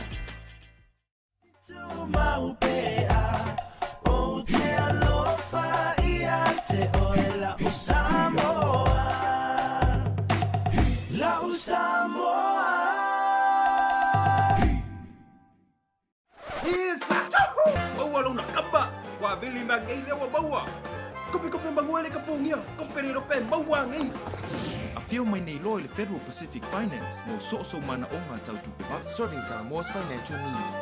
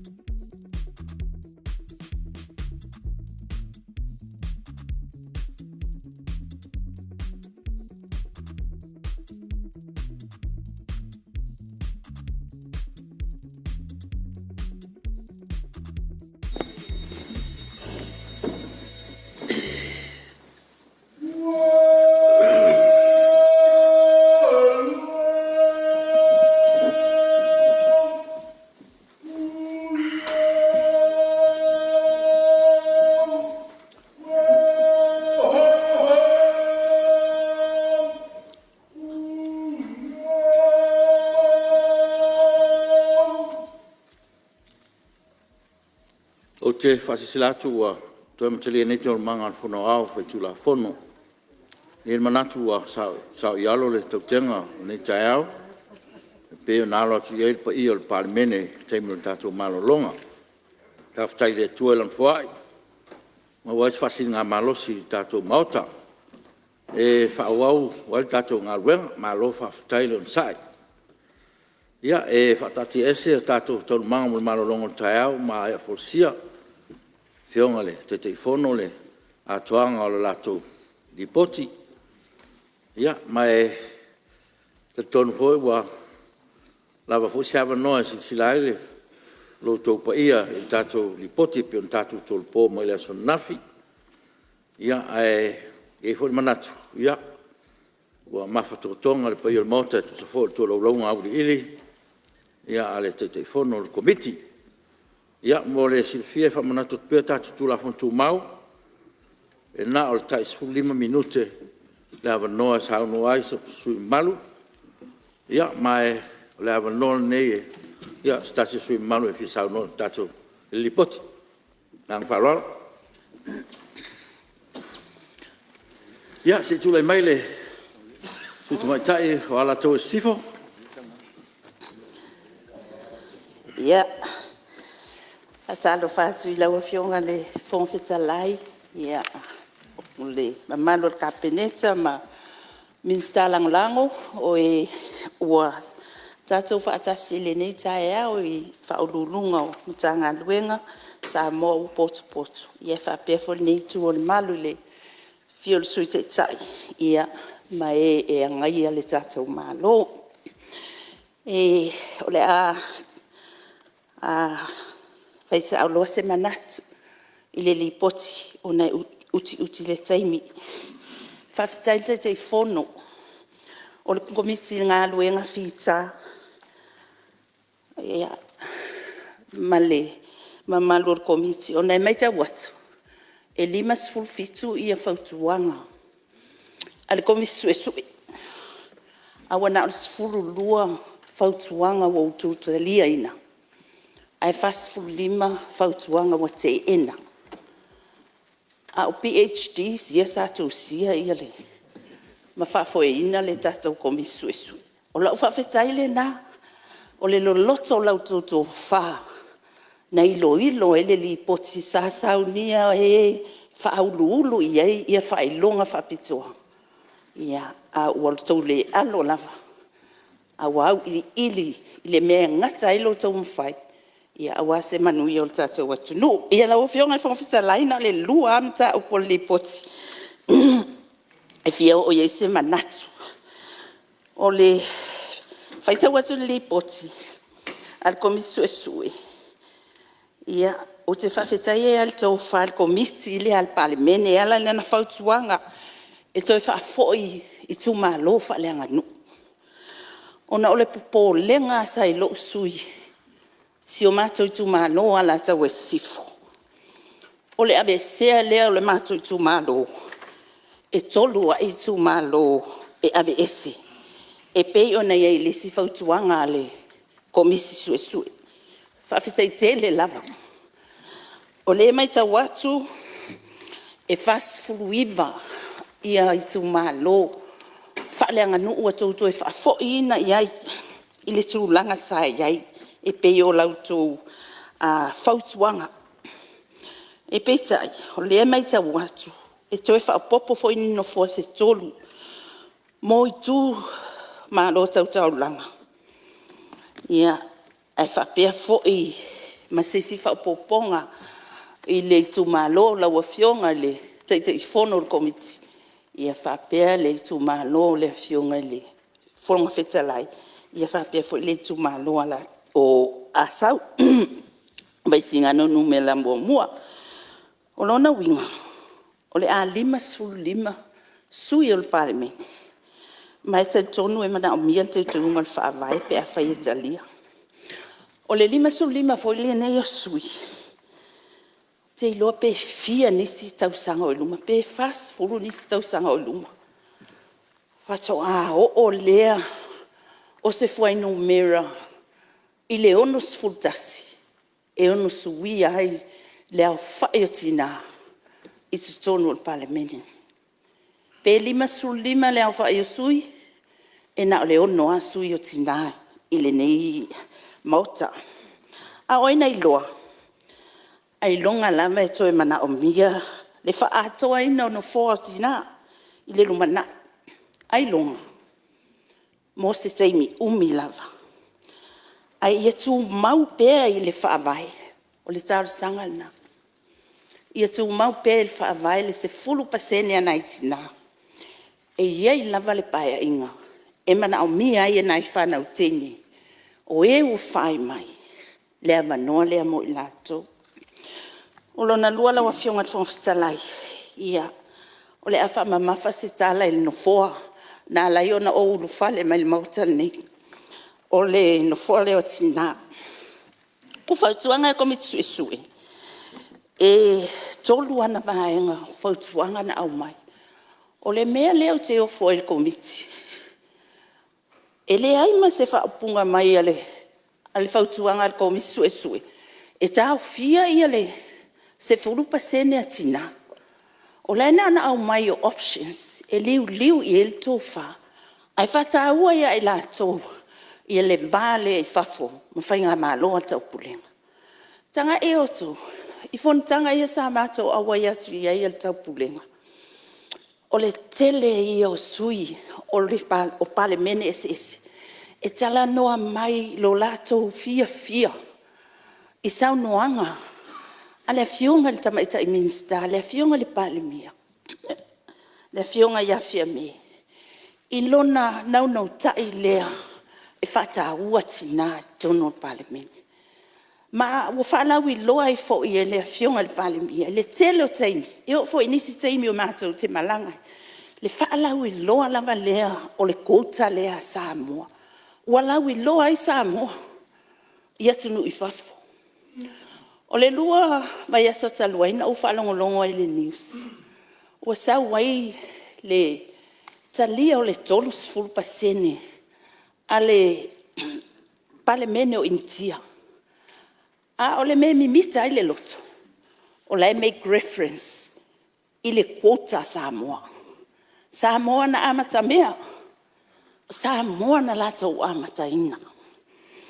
O le whaapunga lipoti. Whai mai. E tolu se lau iwa valu. Le hau whai. O i la tōna whaoa. Alifina ngalo.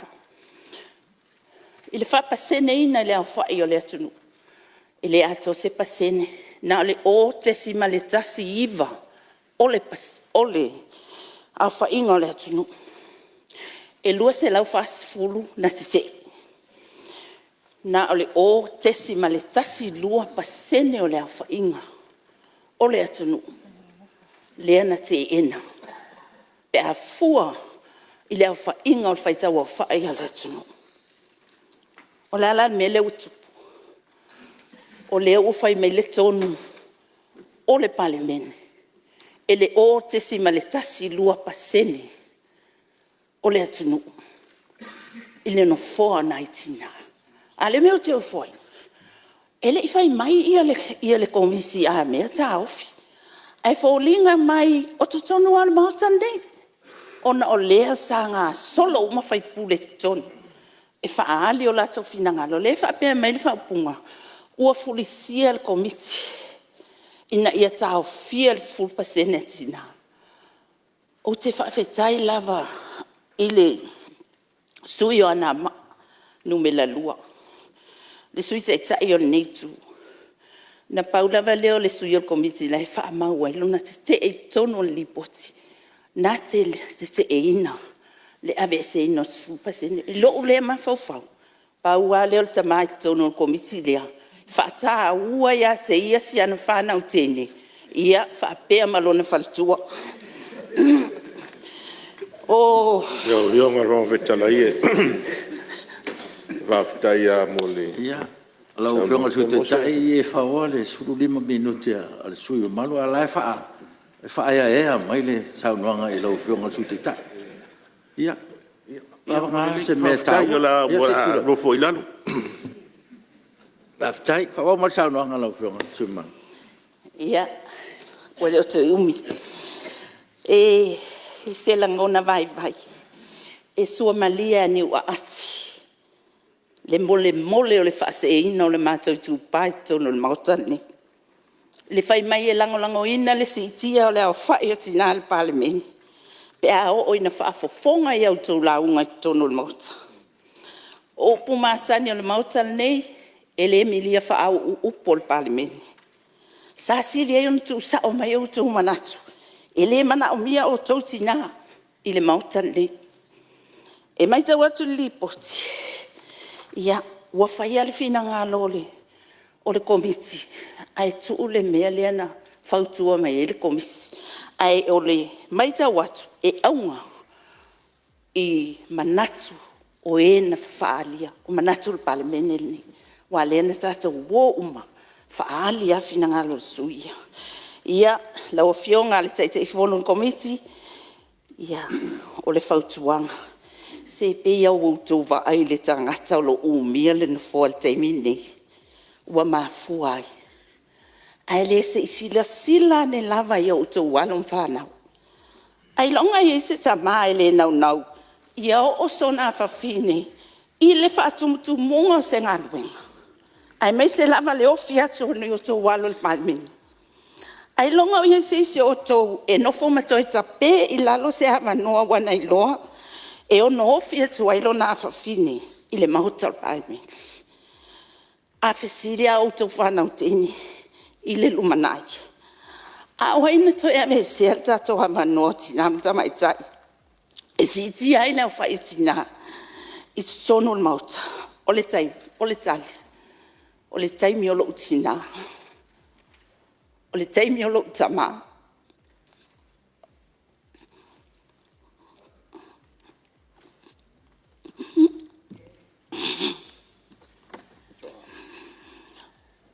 Le taimi o le usu o lo tama. Le ana lai na mata o le toi maua le amanu. Na wa whionga le whawhita lai.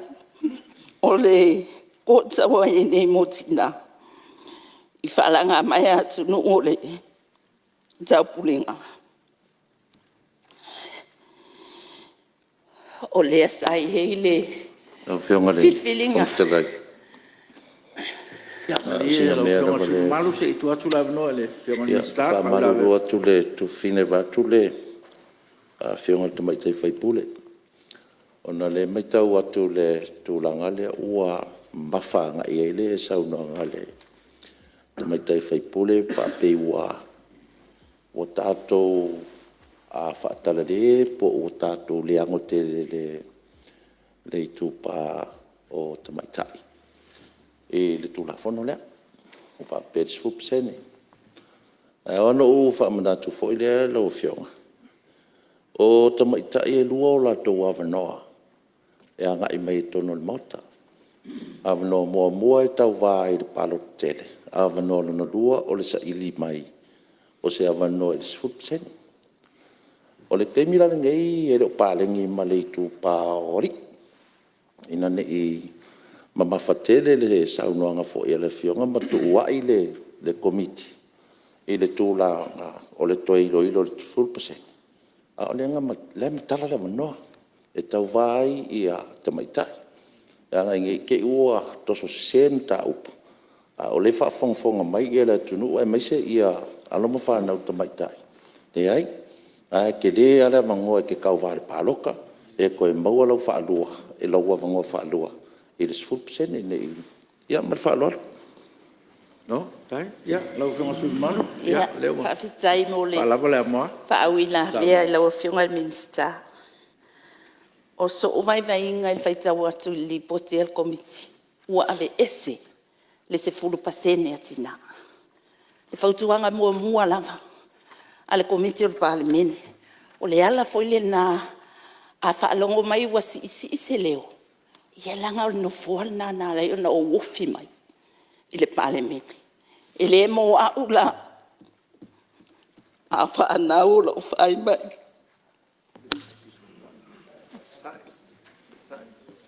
Fiona van Vertelij. Ja. Ook van het telefoon? Ja. Faftero Fiona van Vertelij o mata watu e se fo ia a rungore. O le tato fontanga le nei ona o tuturu le Fiona te mai tai fai puli. Le ai. E fia fa mamra martulanga lea. E leo se fina ngalo o komiti. O le elo o Fiona le sui fai puli te mai tai. O fa mau nga o mori mauna tu ina mai ai mātou. Sa ule manatu au te tu atu le taimi nei. E se isa usi pea le maota le poti nei. A se fa sa onga lau Fiona le fonga fitalai le ai. E le ifai al komiti le fai unga leo na tu ule le pepa le peo le poti. Na a mai ana fa mau nga mau te fia fai atu leo te u atu le pepa. O le majority o la tau mo mori mau. Te ena. O lona winga. Ele te ena le komiti. Aina fua e mori mau. Fa mamanga le lau Fiona le fonga fitalai me fa lo. Ja, te tula mai lo Fiona so man. Ja, pa stai lau Fiona te fono komiti. O le malama le leia. Pea na amata le folosanga. Na o le tesi male o tesi male tasi lua. O le pasene, o le awhai o le atunu. Le te ena ia no fortina. Ia alfa punga li poter komiti fai mai. E le o manino ia inga o le whaavai. E winga le whaamautu ino sui vai pule sa mai tai. Ai mai se le whaonga ina te tau o le sipul pasene. Ai se ala wa be se fol no fo. Ai le fai se fo ile le manino o le ia inga le whaavai. Address o le issue. E manino mai li poti. Te 2 minute su. O le telo whaapunga ona wa vesi ai ia le Palemene. Ma ua tele i whaamasinoa. I so vai inga au ngā mena tupu. Ua mautu wai le whaonga ino le sipul pasene. Ia, lau Fiona le fonfitalai. Ia, sa ua fo iniso sa unuanga. A Fiona i minsta ta mai tai o ne maota. Le te elama. Il sipul pasene ne atina. Sa whaalo loa wi loa I lunga TV. Ma lunga o awala whane o na po. O lau tāra sanga. ave ese ia whainga whapati. Lea wātangia mai le ave seo no fōtina. Tātou sa paia malango lango no fō nai tina. E o fo ia te o tau, o le nei tu lena tite. O mai a tātou whaisi tonu.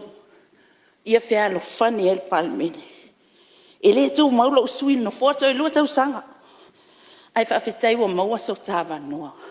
Au te wa ai i o tō walo ma mātou whanau tēne. O e o lo whai mai. Ia, ona whapea leo si tala. Lau whionga whonwhitalai. O lea wa umona o sa whae le no fō. Ai pangalea, pi o le a ngalo.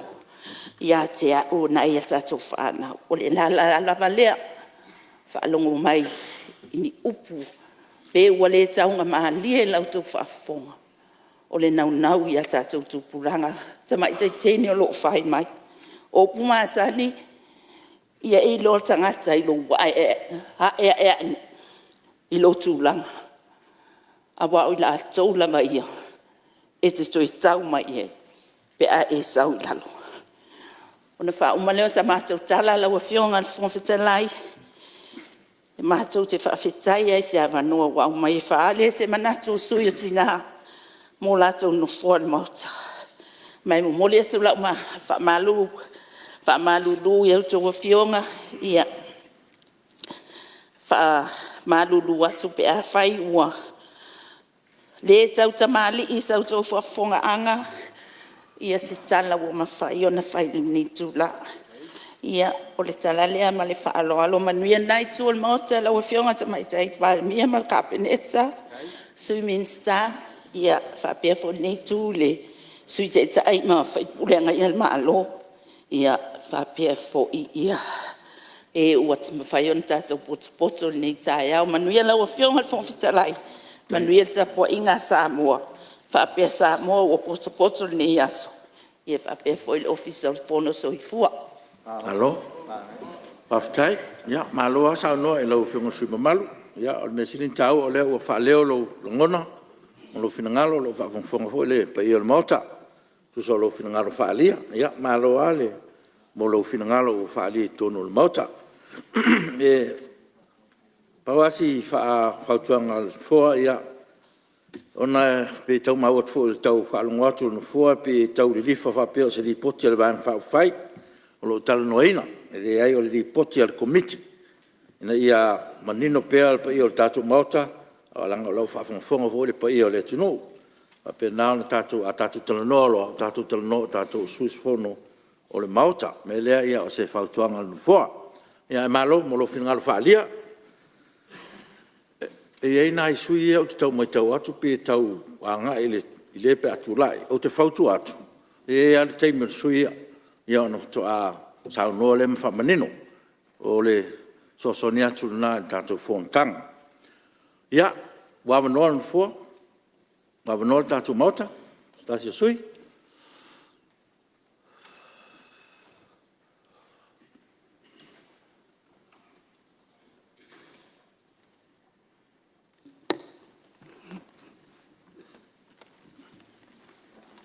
Oi, ia. Ia, whapea i se si tamari e towa ai, tamatai.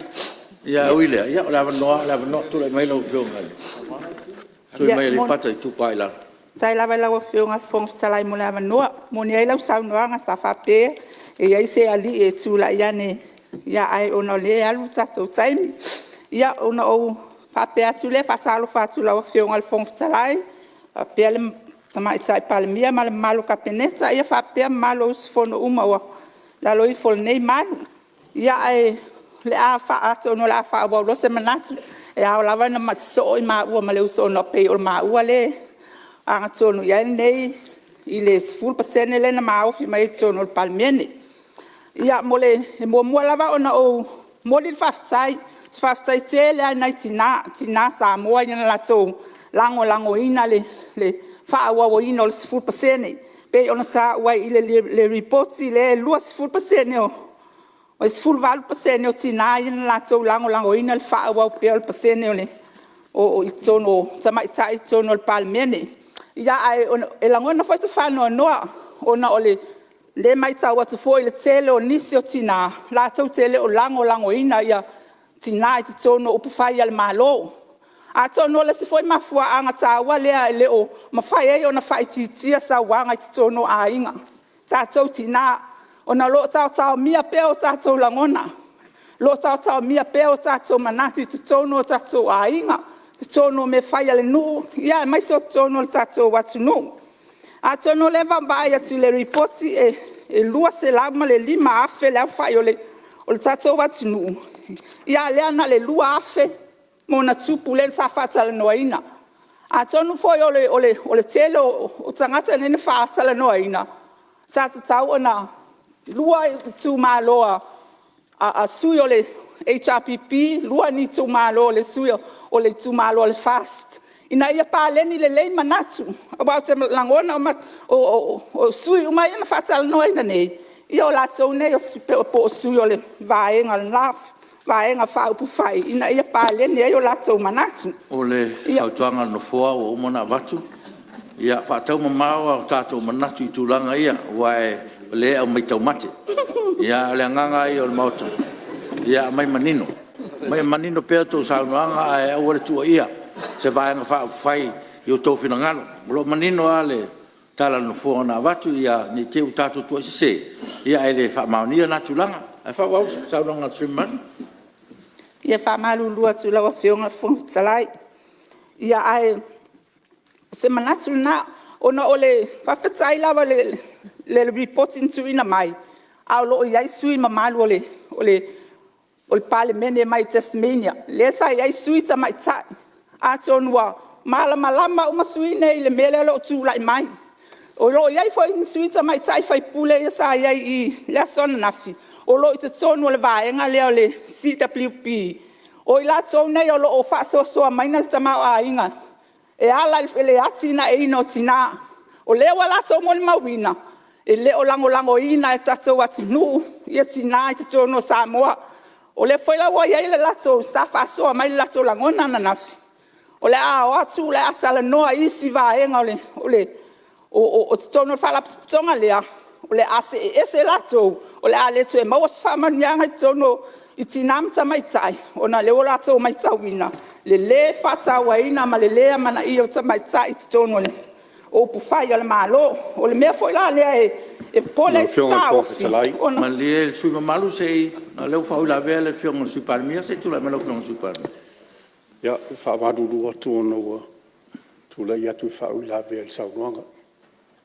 O manunga lau fionga le Fonotaga. O no leo ta ua le whaasoa fo I mana I maloa lau fionga. Maloa le Palemene whapena na wa mai tono le tātou atunu.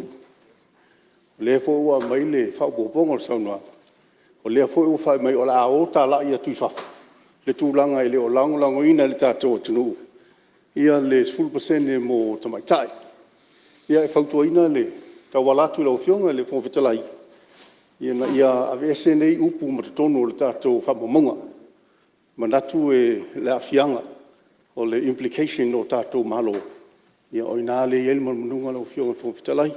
Whaftai ma whalo lava. Ia, o le whautuanga lava le whaftai lau fionga sui Palemene, le sui mamalu, ia. Me la vale se I tau whatoto o le leile, tō whama le, ia e manatu fo I langa o leu whaalele saunoanga. Ia lo whamau fo I tūlanga ia ma. Ia ma ua tua ina ai, le ua tua ina le atunu a toi lau saunoanga. Me lea, ia tō whamali e. O lea la whaatonu le whelo tusi tu ese, ia upu ia, pe ona saunoina. Ia ngai sa o pe le ripoti, ia ma le tātou komiti o lo tonu al tātou loto I whale, ia le ano liu o le mtaupu. Ia, ona manino fo lea, ma le ngang whalalo lau whionga sui marwha, au man saunoanga. Ia, whaftai lawa whionga Fonotaga. Ia, whamalulu atu lava ono ni upu foi sa. Ia ai ono le mea moni lava lena tupu. Ia ai whamalulu atu ai. Ia ai ole whawawina o se manatu. Ia ono ole mea lava leo le 10% na le whautua atu ai I le mamalu al tātou Palemene. Ina ia tō wamana ia pepe ona saunoa le sui nei le whaipule tamai tai a 5 manu. Ia ina I whātāua avanoa ma tātou whānau, ia e maise o nisi foi o lo whai iae. Ia maua avanoa tutu sa isi tono upu whai alo tātou mālo, pe fo na iaini so tina, ia matama I tai tono whaululunga mtanga luenga. Ia o le tūlanga tono le amana ia o ai ati tau, ma ai ati tusa. Ia iti tono tātou watinu, ia ele tele na wase upu. Pau lava le mea ina ia wha malo se atu fo ia tātou tina, ma tutu alalo ia tātou tina se o tātou watinu. Na ia tātou tutu whaatasi, ina ia tātou whaea ia tātou, ina ia mawaile manuia o le tātou watinu, ia wai pe tele lawa tina. Ia lo tele foi matatia, tele manatu le lei, tele ia wale atina e ino le tātou watinu. Ia whaamanu ia tele le tua lawa whionga le fonga fitalai, ia mai se o le Palemene, ma le malo le kapeneta, whaamanu ia foi sui o Fonotaga mai lalo I fol nei malu, ia mai lato ungo mo le mawina nei aso, ia manuia le usna fono. Alo, tai, malo ale. Sao noa I lau whionga le siva malu. Ia, whaftai foi mo le sao leo tuina mai ia le whafonga le te fono I whapea foi pa I o le maota. Malo a whaftai. Ia, lau none stasi sui.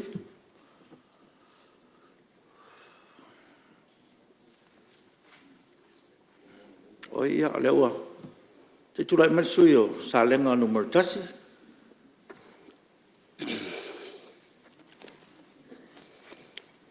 Whaftai leua whionga I le whonga fitalai, mo le awanoa. Whatalo whatu fwoi leua whionga mo le te tai o tātou Fonotaga nei aso. Ma le whionga le tua tai Palemene malu langa kapeneta. Me se fwoi o le langolango sua minsta langolango. Talo whatu le lai tua le mota I leua whionga I tai o le tua ngai. Ia ma le whaipule umo le mota. E me se foi whaururunga mo tā ngā luenga. Ia, lau whionga I le whailau tusi o whono. Ia malu mo tā ngā luenga. O te tūla I ne vaenga le aso e whaiso I se langona fwoi o le nei tū mālo e ala le lipoti. Whaitau ina fwoi ma le manino. E le aso anafi ma le pōan pō. Le fwoi wa tō lau lau e le whionga te tai whono. Ia manino mamlama vaenga uma o loo te ena, ma vaenga o loo iaile taliaina I komiti. Ia ma vaenga o loo iaise a lātou whautuanga. E le tele stala le netu mālo le lipoti, pau lava lea o le langolango I nisi o vaenga. E ina I vaenga ia tau patuaise langona. Ona o le tūlanga lea mai le te ena o manatu Apia anga waa o le sui tau waa. Whautuanga 5 tesi ma le 4 tesi ma le 3.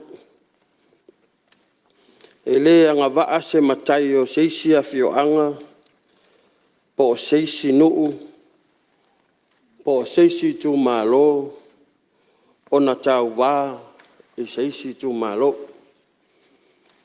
Lau whionga le whonga fitalai, whia maua se maanga I lau whionga te te whono, le tūlanga lea ua anga I ai, vai ina o I tū mālo tū taulanga. Ono lo iaia whioanga I ai matai, whapea o lo ono nofo ai, ia ona anga I mai leo sofa matai ia, pe leo I la e ono mau o mai eisi avanoa le vaenga lea. Ai tāua le mai o se whaamaanga, mo le vai liu lea whaamulmoli. O le tūlanga I le 10%. I le ngono le tū mālo mai le amatanga I le whaitawina le lipoti. Ma le toe bava ai anga I tua le afuanga o le nei tūla fono 10% o se tūla fono sa le lei. Ma sa mai tau ai foi I le pae ingas furuma le ono. Ele iai lava se mena tupu. Pea mai tau ma mātou whaalongolongo, ma mata. I sau noanga le nafo I paia inga e atoa lo le toa limo ta maitai ua lea o ngā le tūla fono 10%. Pe tai ua fite e nai ma le nei paia inga ua atoa le limo ta maitai I le Palemene ai ua whao ngā loa le tesimali. pe o le vai liu lea ua fete na ai manatu malangona o le nei pai inga i le whaonga ino 10%. Ai le vai ma le mai tau al nei tu malo sa le lei mai lava il whaatinonga i le pai ina lona 10 maleono. Na a toa loa le toa limo ta mai tai le ai se toi manatu e whao popo se tesimale. Ai ina ua o mai le pai inga le nei ua whaamali e ina le 10%, ai ua laa loa i le tesimale. O ina tonu lava, ua manunu ai loa le to au, maa whaina i loa le 10% anai tina. O lona winga, e le i mautu le lei, le whaatūranga ina o le 10% tina. Awa ana mautu le lei, e le mawhai ona toilo tea se tesimale i le nei pai inga. Le nei lau tupu mai loa le se 10% le pai inga le nei. Ua whai umi ai fe taufao inga o whai ngā malo mai la mtanga. Lea ua tautu wai o ai e sao o ai e se. O ai e sao na matematika o ai fo se na matematika. O ai na whaia le tūla fono, o ai fwoi e fisilingia le tūla fono. Ao se langona leo le tūmalo sa lenga tas. Ana whaapea ta oto pea le ta otonga se 10% sa whaonga e le paia inga se 10 maleono. O mai le paia inga le nei. E tali tonu le tūmalo e le aise fisilingia inga. Lau fionga le fonga fono. E pea o tūlanga le nā i loo manatu, wa au mai ai le li poti ale komiti. Ja. I le 10%. Ua fete na. Malu se e se mta upu. Ja, aftai la fionga. O le ale va fo na. Le sa fa pe na le pa e le sui le il 5% 10% le no me la limba ona. Fa se ele man so fo ele fionga le ngalo le sui. Tai mi le fa iva sui o Palemene. Ja. Tai mi le o lu 5 su tasi sui o Palemene. Ja, le o ma wa tu lo fionga na ma fa lo la. Aftai. Angatsu.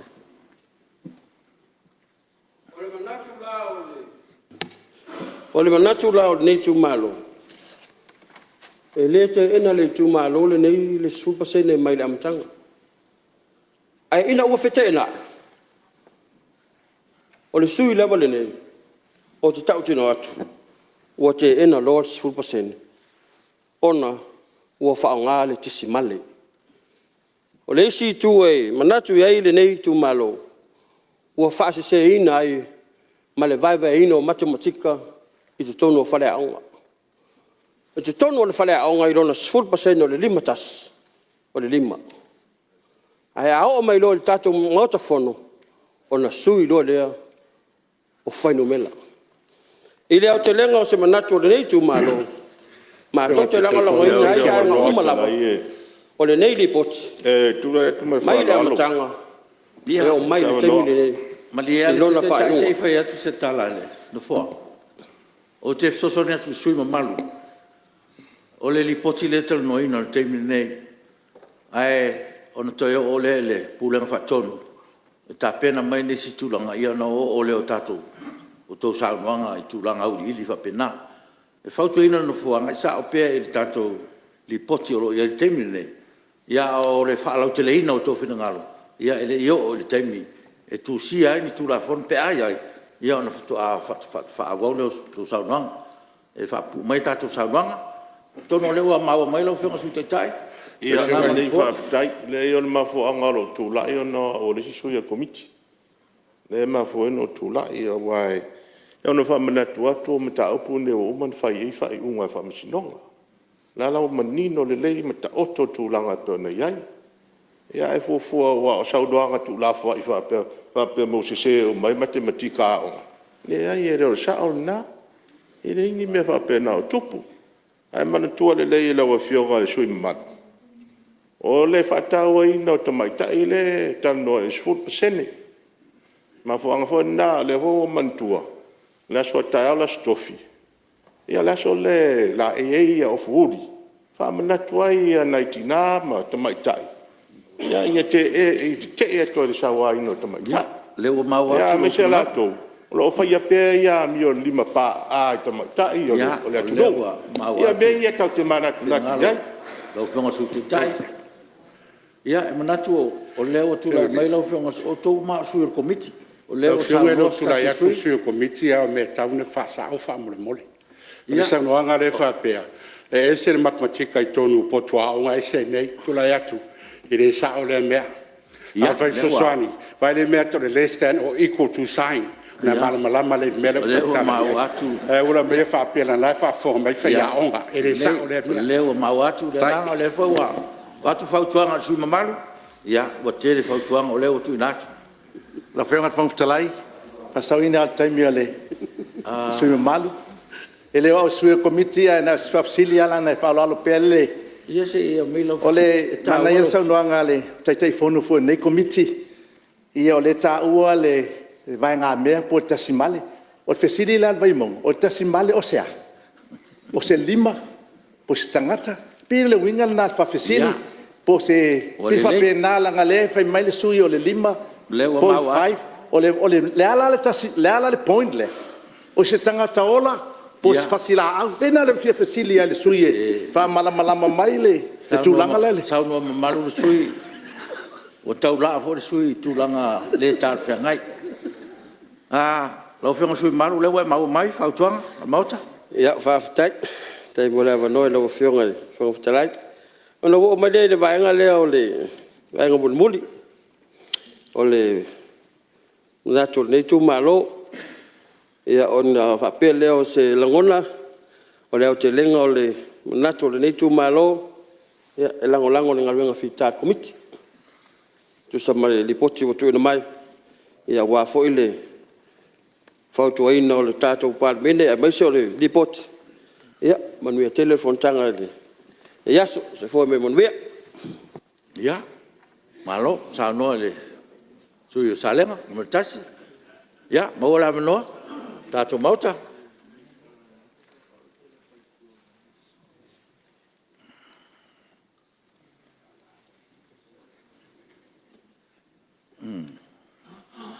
Ia, tula mai sui sot petia. After I love young Ale. From the Lime Mola Noa. Now the face Tale, but to low for it by Yoli. Tato Mountain, Fiora of Young from the Lai. Yield my time in Stammer, Capinetta, Sweet Palmia. Now we miss Tala Lango. Well, in A2, and le Fiatole. Sweet a tie, yeah, my fight puller. O le nei mota hatala fatu I fatu sili o tanga luanga fa malole non sa malota wata I datu nga luanga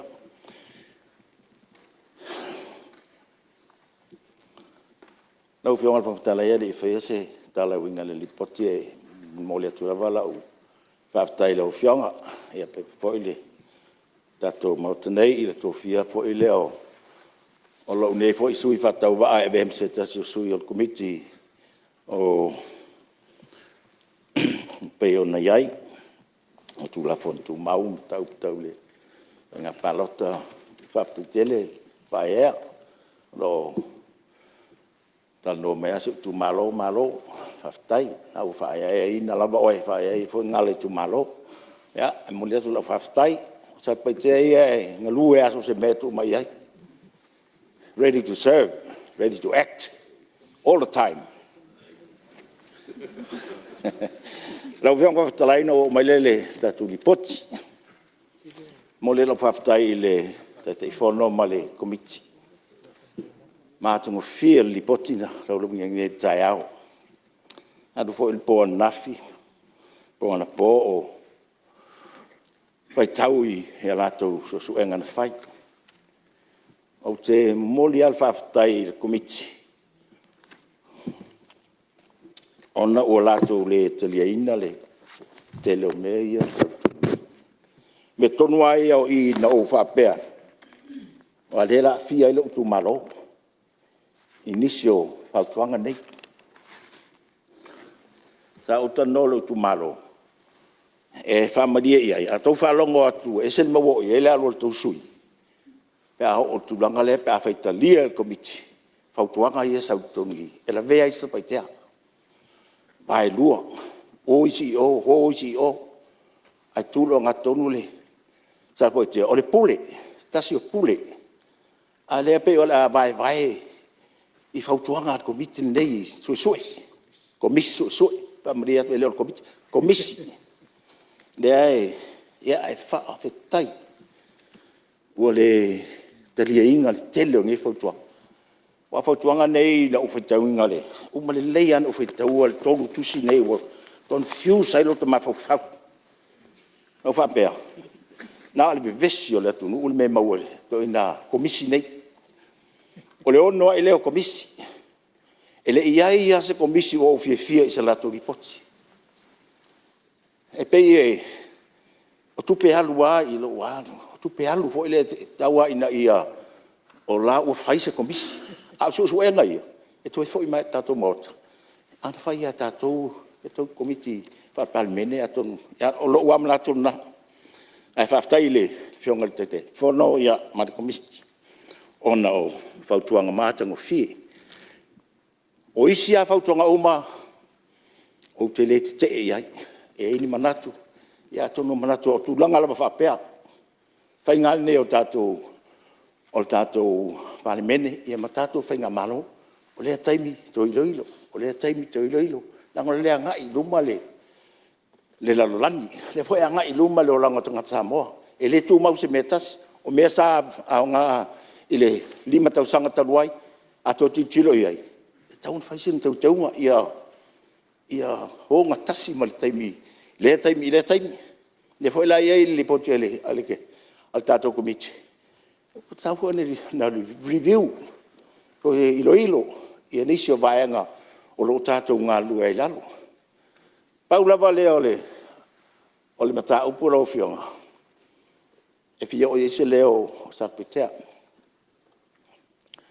Na ole 10% mo langsa o iai te mi kabineta. Na fatula iai le mata upu nei. E le fai ngofia la ia te au. Le fautuanga komiti le wa mai ave ese le 10% ona oni i le longa ini manatu o le toa tolu se lau i was fu wadu tangata ele o se sais lea o se sambo sa tau ona tilo ia sila ia le komiti ele o se sais lea ia sila la ia a le la pai mai o le fuli ai le i la tau sa fatla no sa tau ona to su enisi manatu a mo se 10% to mana ia au mai le sambo ngai no e ono fai ia se fufu a le fai le ile numero le ana e na ngona ile tu na va ia e lu su fafa los se la fast food na tau sa fa le manatu valu su tasi fape ia hatusa ia fape la bese li si vaenga ho ele e mauai fa malianga o te mai ta me sa tu la emaili ne mista esele le alu palota esele alu il sfulsene o lua tapol tip la te mai ta ele lau fionga ile taimina tal no ngan ra punni ona le tele o le fatau o le lang ia fia te mai tai to tonu Palemene o le lang ta tau le tau te ye tonu ele fa pe tu to tasia Samoa le ai we are part of a communal community now communal world tau te ye o tonu ele fa pe tau te o saini e malienga na o mea tau te mana oi tau te oro saingi o tau to au e o lo fono i to tonu fe ngainga nei ua saise ti ai tatou e tatau ona tatou fatino me ai o tatou sainia lea lau tatou sainia e wha amarusia ia le iai o suita mai tai tona Palemene involvement of women in Parliament and be very active I le whainga ni whainga. Ia tau nuku ai le whaupunga na. E le nal wha lele a le upu. Rangi lau uwhiong. E te tau o na whaatino. O le halan me whaatino Samoa. Whai lo se whainga. Ho a temina, e pena alto o lua, sa se mai, a pena alto o lua, tai toa tasi. Ta mai tai. Sa i tonu Palemene. Tu tele au o li. Le halan tau whai se whainga. Tu lai mai o le formula lea. A maua se 40% o ta mai tai. Se 40% o le numero o Palemene. 10% of the total number of parliamentarians should be women. Le ala vanga lei. Le whain tau se sui. Se wha amu ia mai ia tangata ia Samoa. Tono tanga foi sa talu te ita iai. E wha manuia mai i le toa Samoa. Ma le mea ua whai. La wha i tai mai whai la tau. Whainga o se whainga ina ia una iai ia avanoa mo te mai tai. E no nofo e tono Palemene. O tu langa o tula e mai. Ua wha li liu se whainga le lei sa tau whai. Ua pei o se mea le lei. We have turned the 10% into a mathematical situation. And it turned to be a mathematical nightmare. The whole point of 10% lau whionga is a moral solution to a very unfavorable situation sa iel Palemene ni Samoa. Le inga mai tai. Le lau kam whai a koe whai whainga lea. E lau pia se me le angal me lau kup. Angal e kulai mai a kulanga ia. E mangingoa le whainga mōmua. E leo kai mōmua lea. Le sa ia mai kai mōmua nga whai. Le aia bacha pisa. I le kai miringa o le 5% o le a whai le Palemene. Si i lunga i le 5 kasi. E si i whai la le paseng. E ne wha pēsi i lunga ngu mea lau. Ai ku mau a pē i lalo le ai. A kongo, o le koe wha mangingo. Ka ke musa ka waku. Ka ke musa e ka waku ia. Ia kuranga ngau ia. Ia sui mamalu se i tu atu wha i la vea le whionga mista o so tainga. Se tu lai mai lau whionga mista. Aftai, e re se ngai. Ala vela vele sui mamalu. Matango fiele. E sauno angale. Susa tupai te pawale. Si mei titi le ai. Longonai, ona lena sauno ai. O tunu i whafolo o wha manuia, mai ma wha muia. Al tatu o tunu e wha vai le atua. Na o le atua e wha manuia ia Samoa. Mai na nau fo il tatu no te inga. Ia, wha manuia mai ia Samoa. Ale la amatan politicise. E le se vai pule, e le ta uo no to wha fit. Awa amatan on politicise. Ia pide la vai hiu tatu ngata, valot. Ia, malo, whaftai le. So son fo sui ma. Ia ma so son fo sui. O pe o tau mafa fa pe o se mea leanga. Le upule le talfea ngai le whafonfonga al mota ma le tunu. Nei te ua wha mafa i sauranga. Ia le ua maua le nganga. O le nganga ua maua. A le upu. Ia pe o le tuna so son e tuai le. Sui mamal. Whaftai e wha malu watu pe asa se upu o watu le. E le whai tunga le. O tala. Me foi le fai amo o sol ngana fa pertani e fatulo watu e mara mailo manatu. It's become like an unfavorable situation. A o me ia na saulamtang o se mea le lei na ia mawai se tau se whaalangwa te sia o te maitai ia mari i tono tat Palemene ia a leo o tūlai mai ia leo whapera e avesi o te le tali ia le vaenga leo lipoti. Paua leo le vaenga lipoti. O te le tali ina la to fautuanga. Ka pe avese ia. Ono manatu tangata i to rusa rau fast food. Le iana lo te ale na ta upulea. Tato wo e fai se whainga ina ia. Whamaria inu mai tu. Se formula e mawhai on tato whapea. E le mawhai ona le petia se formula le ale ai se formula e sili atu lo le mele ye nei la ufionga o te talo atu lava ui tato wo pel 1% le il calculation le ya unless somebody comes up with a better idea e suta i tātou atunu. Al me vape, oh, too hard, let's pull it away. That's not going to work. Mai le tātou me mau. Tātou tai o le atunu. Let's make decisions. Tātou tai, whai e tātou whai unga. A whai e le whitaui, whai se whai unga. I le 10%, a ia tū mau le iai, o le whatau o se 10% atu mai tai. I to tonu le mautan nei, le toa 5, toa 6. A whai pua tia tū luka, toa fit, le la 5 ia, whapufua. 5 ia sui i lalo o whai unga lea la sang. E si i fo i luka le. O le ono, le la tātou o tuia. Ia. O le... Tu lalo ale sui sa pite, ya. Famalo komiti ai na paule ole tulang o te le te leina. Le ato le 10% al tatu. Ya, uma foi se leo sa pite. Pa tai lo fio pa malu luat. Pai foi se upo sala ia pro se nganga da foi o le tau tamari. Le o tamu fainga sa pite ia. Malama ia me no tuli mai o tu malo fai. E fa tai komiti o le ai ase me o lo te ise o tu malo na o sa pite. To ale tai sa pite ia fa tai lo fionga lai. Alo, fa tai sa no, alo foi mo le sa, le wa fa fonga mo manino te telefono mo i o mota. Alo fa tai. Ya, sei tu lai mai le sui si umu. No wa no nei lo fiong. La tai lo fionga le. O talai.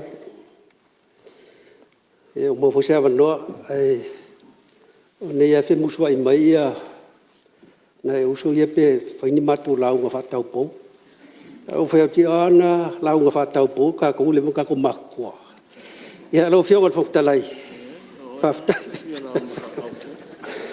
tu le mo lo fa lo nei tu la laso na sa le ia lo fio ya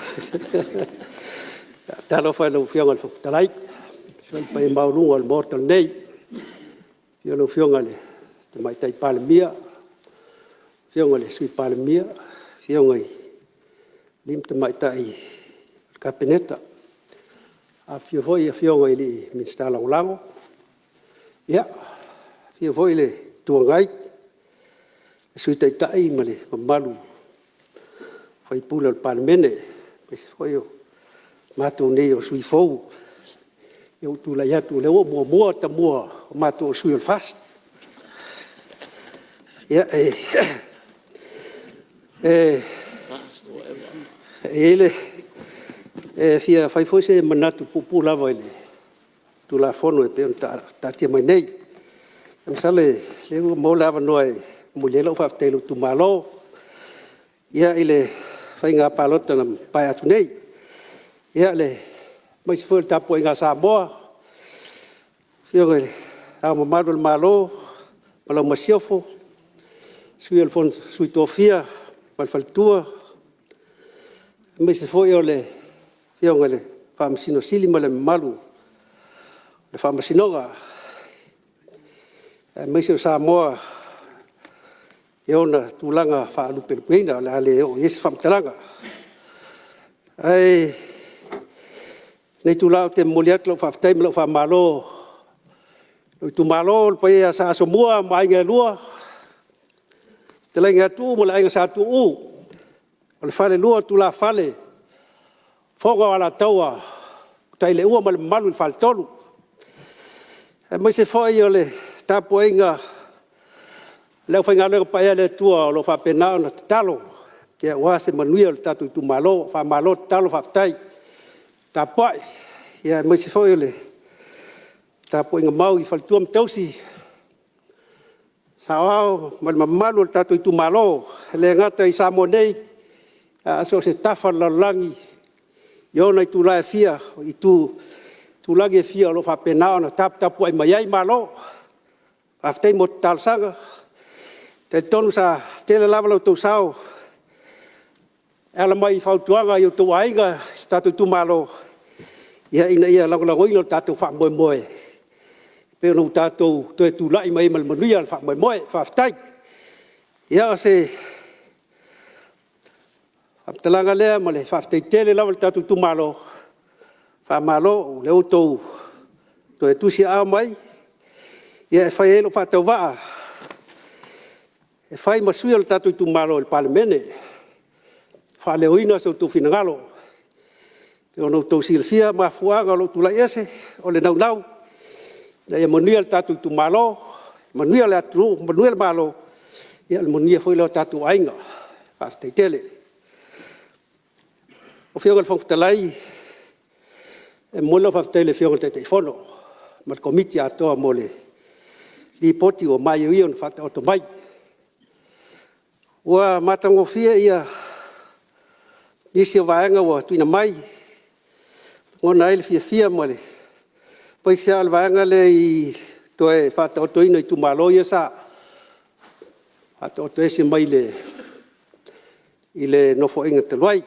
Paisa lava o sa le aulama, sa le bumu. Nau fo le tasi o matai o le tu malo lea. Sa ia le talo ina ia te whafoi. Ia tūlanga tonu e tauna ta oto ai. Wa e monia ia o sa le aula. Tasi o pule. Ia wā. Tātou i pule ono sa la whai. Whaftai. Ia mwisi foi o le fionga le au waa. Ia matulanga o mai latu whautuanga. I mea o tau on te whaatau to eli tātou atunu. Ia i mea sa tau an ta oto ai. Sa le tau on tau suia nei tūlanga. Leo tātou pene iai. E moli atu whamalo ma whaftai. Sau whionga te teifono ma le komiti. Tūlanga uma pia na whata o to mai ai. Ai wo. O le meo te fia tala no ailo whionga le. I le se pulpa sene le. Te langlango ina le. Whautuanga ine tati ese. Salo le. O le. Palota le iwa ono. Te leo tinam te mai taina man malo mai. Le no foinga lea. Salo pe to tolu nai tina to e wha. Lea nga ina latu no foinga. Ona tangi tura kon. O le ilo ua manatu. Tong tatu anga i teu vaenga lea. A whai man malo mai se tina. Teu whape a malo mai tina ol tue sui. Ongi e se tangi whai e. Mea tau te anga i e. Al mele wa mai o pe Fonotaga o to Fonotaga Commonwealth malo tau pulenga atunu nei sai lalo pulenga fa kolone afia India Pakistan mo teleo atunu nei Afrika sao yel finga malo no fo ingale sulima o le yei inisi sa matu yei Sao ia whainga malo, o au le tasi sui sa au te ena le, tu la whono nei no amai. O lo la te ena. E leo ese pāpui pui o tina amta mai tai paiga palo ta Samoa. O lo awa noa tina kusa uma. O no nau ta inga atu nu ia. Sama koe e marwhong kangai. O kungu ngelo vionga. O Inkiam, Pakistan, Afghanistan, kele vo Afrika. O le ko kele ia ko ngugi. E lau kele amaga i ki ngā. Ko ala ko le amaga ia ki ngā. Ka ko vai le korsu pasenge le kau mai i inki o pasia. La foi mai le upu. Ka ko pasia ele o whakingoa. O Samoa. Kusa le tina. Ka ko foi whaloalo me ka ko kinga. A ka ko wola le palo. Le kusa. Ai pau lava o le kungu.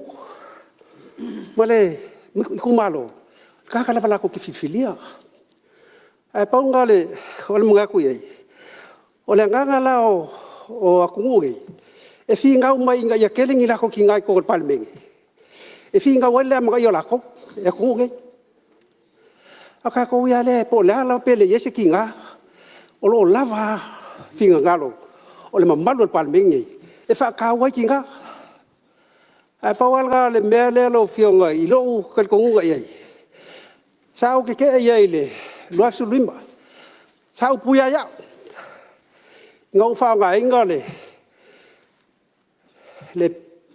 falei ko pe ke mo sumo le ye ka ka mudma fa pe o fa nga se le falei ku le fa pe ai ole fasi pusi Ela se pusi ako. O la fa winga ka me. A sau se sui. E sau no fa ka le. Ku lo wa ia fio ko ka kai. O lo fa nga e me. Ele ka kaula ko so ga aba ba mo so fingau. La ke fa pe ko le sui le. Se fa mo ke sau se paro ka ko. O le winga la fa ka la. A lo fa ka la no fio. Le o ke ava ke le kinga ka mai ka. O ke la fa pe al paula ka be fai. O kinga pe sa so ku la fo. Au ke ko kan se si kinga. Ba mai mo le kinga ko palme. Mo lo fa lalo, mo ke fo. Lo, ba tai mo lo finangalo fa lia. Ia ma tu sa fo lo finangalo tu soldato mtaupu ya ma lo fa tai. Ya wa ono tatu mauta. Ya fa ya se tu la me sui po lo numero 2. Ya, tu mai langa ya, le mai sui ma. Fa kai la fionga fong kalai. Mole abangoa. Au ke mangako le au le koi papao inga pa ia malu le so. E mai se pa ia o mau kange o Samoa malanga Palemene. Kar kongu fo fa moe le sa o lo ku ave fe au le ko au o nge yaso. Mai fo yo papai ki ai upanga pe o le fai bai Malae. Mai fo yo kapuli lang sa walu ka ko makapu maleku. Le sa fi kai kunga ia la o fionga fonga fikalai. Ia o le nganga mongi lea. Ai ver ka ku fa mua i le kua molonga lofo fa soa. Ai o le vangoe mo muli ai la fa kai kele lava i il kai fongo man komiki o ku le anga le lipoki le so. Fa malie nga lo sui.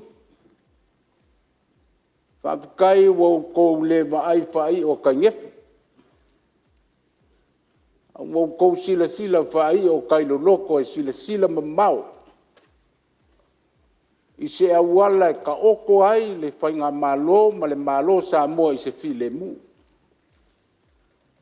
Ia kung mau le fea fanginga o Samoa mai se mau kalnge. A kongu foi wo ko au mai se fa kai nga ia fa mai. Mea wa ke sopo ia po le sopo. Langa mong ia le upu e au male mo. Ai a mavai le makaua o koe vivi foi le bele ma le aso le la.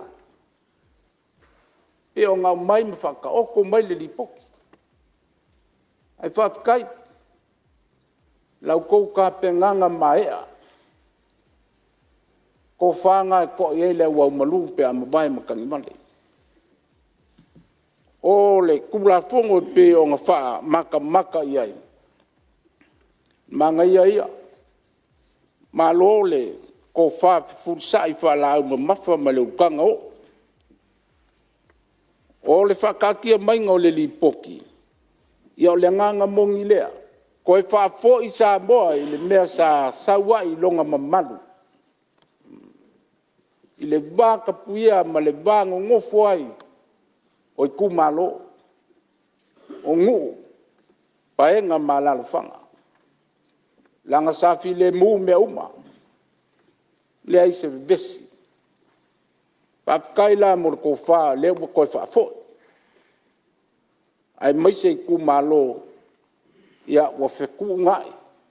Ya wa le se maman. Ai o le wo kilo ile. Ide vaanga le. Ko fa fo ai le ku ngu yo ngakulanga malu fa paloka. Au palauli la lele o a fia mai lau kou li poki. Langa lewa ngofo ma whangu mela palauli kasi dua kono. Ya o palauli o le pule o le makua laisi le fia o wharupe ngā ia mpa ia o palauli molonga i ku. Ia e whangu mela kasi fo i kasi palauli o le pule. A le au mai ua koru palauli. O le kakalo whamole mole. A ve ese ngu mela ia. Koe whaafo ia palauli molonga i ku i longa mamalu sa iai. Whaamule mole. O le makaupu lea pe o kau umi ai a kako fongo kanga. O le 10%. Ia ile mangaku fo lea pe o le upu e fai folaunga le kungu. Wa whakuku fo e savili o saungi le fua e folau. O ai ale sa e ai whangua. Fai le ngā moia. E sel maa ngai o le mea. Ia kukusa le maa ia lea mai le fai upu i le kauli poki. Ia kukusa ia li makamaikai i fai ngā paloka. Ngolo winga. E o whakasia. O le maa ngai ia. O ai ale kamaikai wa ofi mai masao mai longa sa. O le ngā. O ai foi kamaikai wa le manguia. E whapenga. E se le whai ngofie. O le awala whai ngofie ngai lor sa ili o ngisi mea. E le foi kau mau waku whai mai e. E koe whau se si moka. E a tā whai whelengi mea whai e. Ia. A le mea mongi a lea. Ma ngai el mea lea. Ia kukusa paloka. Ia o whakasi le li marka mai kai whai ngā paloka. A maloka mai kai. O mai. A whai ala umai whai ngā paloka kele le kungu. E se furuaki ngā o sao whanga. O le ngā laka. A whai fo ia ko rua, ko koru, ko kasi. Ia whamali. E whai ngofie i o le wala. Lei se whai nkai, lei se vivesi. Ngai lo le mea lei e ngei e.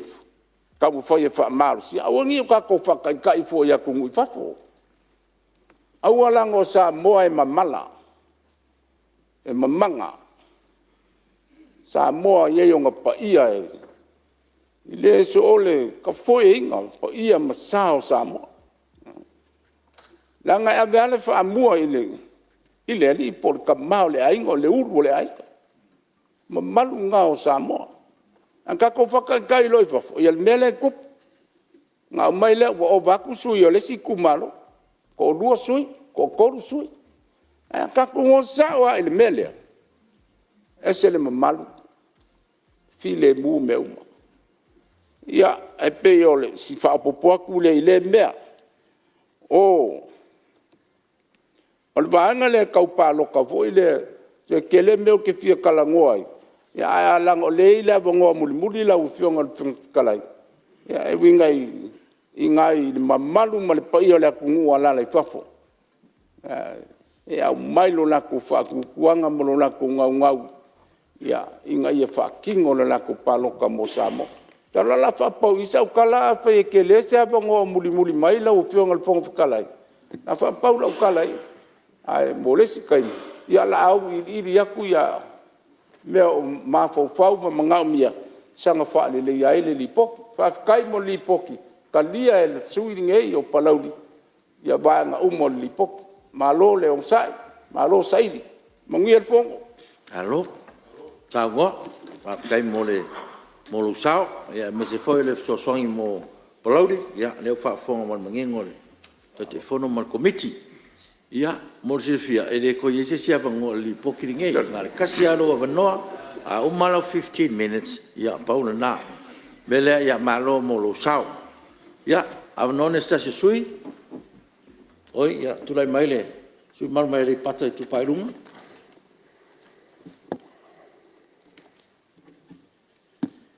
Ia ua whaaftai whionga whongwhitalai mo le avanoa. Ia e manatu le nei tu la ia o le a tata liu i lau sa, tu sa i malitai au usola. Ia whawhiloa i fo i le mapalu malpa ia o si o tātou atunu. O lo whapeo na whaafonga mai ia i le Fonotaga Samoa. Ia e baise fo i o aunga pa ia le atua, ia male maave ese. Ia o le ua e pa iai ma ole ale toi o fo iai se whamtalanga o na ole manu i le taimi. Ia o na lo whaatulanga ina i le taimi e watuaini botunga afa. Ia sui o le maota e tu sai fo i mali poti a le komiti o le mamea. Ia na no o whaapa i lava whaatalofa i si o i tu malo i on tu lan whaalupe. Ia me se fo i maatua whaleanganga. Ia lo whapea o na taputapua i mai. ia ina I sio mātou I tū mālo, ina fionga foi le māsea, ia me se foi, ia whawhiangainga taulangi, ia sio mātou I tū mālo, ale I pata I tū pā I lunga. Nā fionga le whonga whitalai, ia o se vai vainga le nei o nei tū mālo e tū sai malili poti ale komiti. Ia watu le nganga whawhitai tai fono male malu le komiti. Ia ona o le tūlanga o le tele o whautuanga ua au mai. Ia ua te ena. Ia e wanga ai nisi o whautuanga ua lātu talia ma au mai fo I lātu whautuanga ia sifur malua. Ia e pei ona atangia I tono le lātu li poti. E anga I se whaamtalanga mua lawa I nisi o whautuanga ale komisi. Ia toe whetu na inga lea o I tu malo. Ia whawhitai o lea ua whapea na apo ma au mai le. Ia mau te ena fo ele komiti. Ia tūlanga lea I toe whetu na inga o I tu malo. Sa ma au ai mulo uso whaipule. Ia mai le I tu pāi. Ali pata I tu pāi lalo. Ia mao se vaivainga lea o na o le ato e whetu nai. Ia nisi o awhio anga Mulinu'u o le I tu pāi lalo. Ia ai whaupopo atu le I tu pāi lunga. Ia whawhitai o lea ua whapea o na iai ia le finangalo o le komiti. Ai o nisi o vaenga anga ia tuei se whamtalanga I le ripoti o le komisi. E tau mai tau atu I le ripoti. Pe e ni tūlanga fo I le leo se ripoti e. O le tau no le ripoti pe o se ripoti fo e tūsia e sesi o lo o iei se anga ita. Ma sa whapea na whao fo I le komiti le taimi sa o atuai I lo sui. E ma watuai nisi o tūlanga o lo iei whaupunga I tono le ripoti. E le tu sai ma hala o tu la fono. E I ni vaenga o lo tua I ai le komisina o whainga palo ta sai ai. E le whaupunga ua manatu e sui le whainumera mai le 5 I le 1.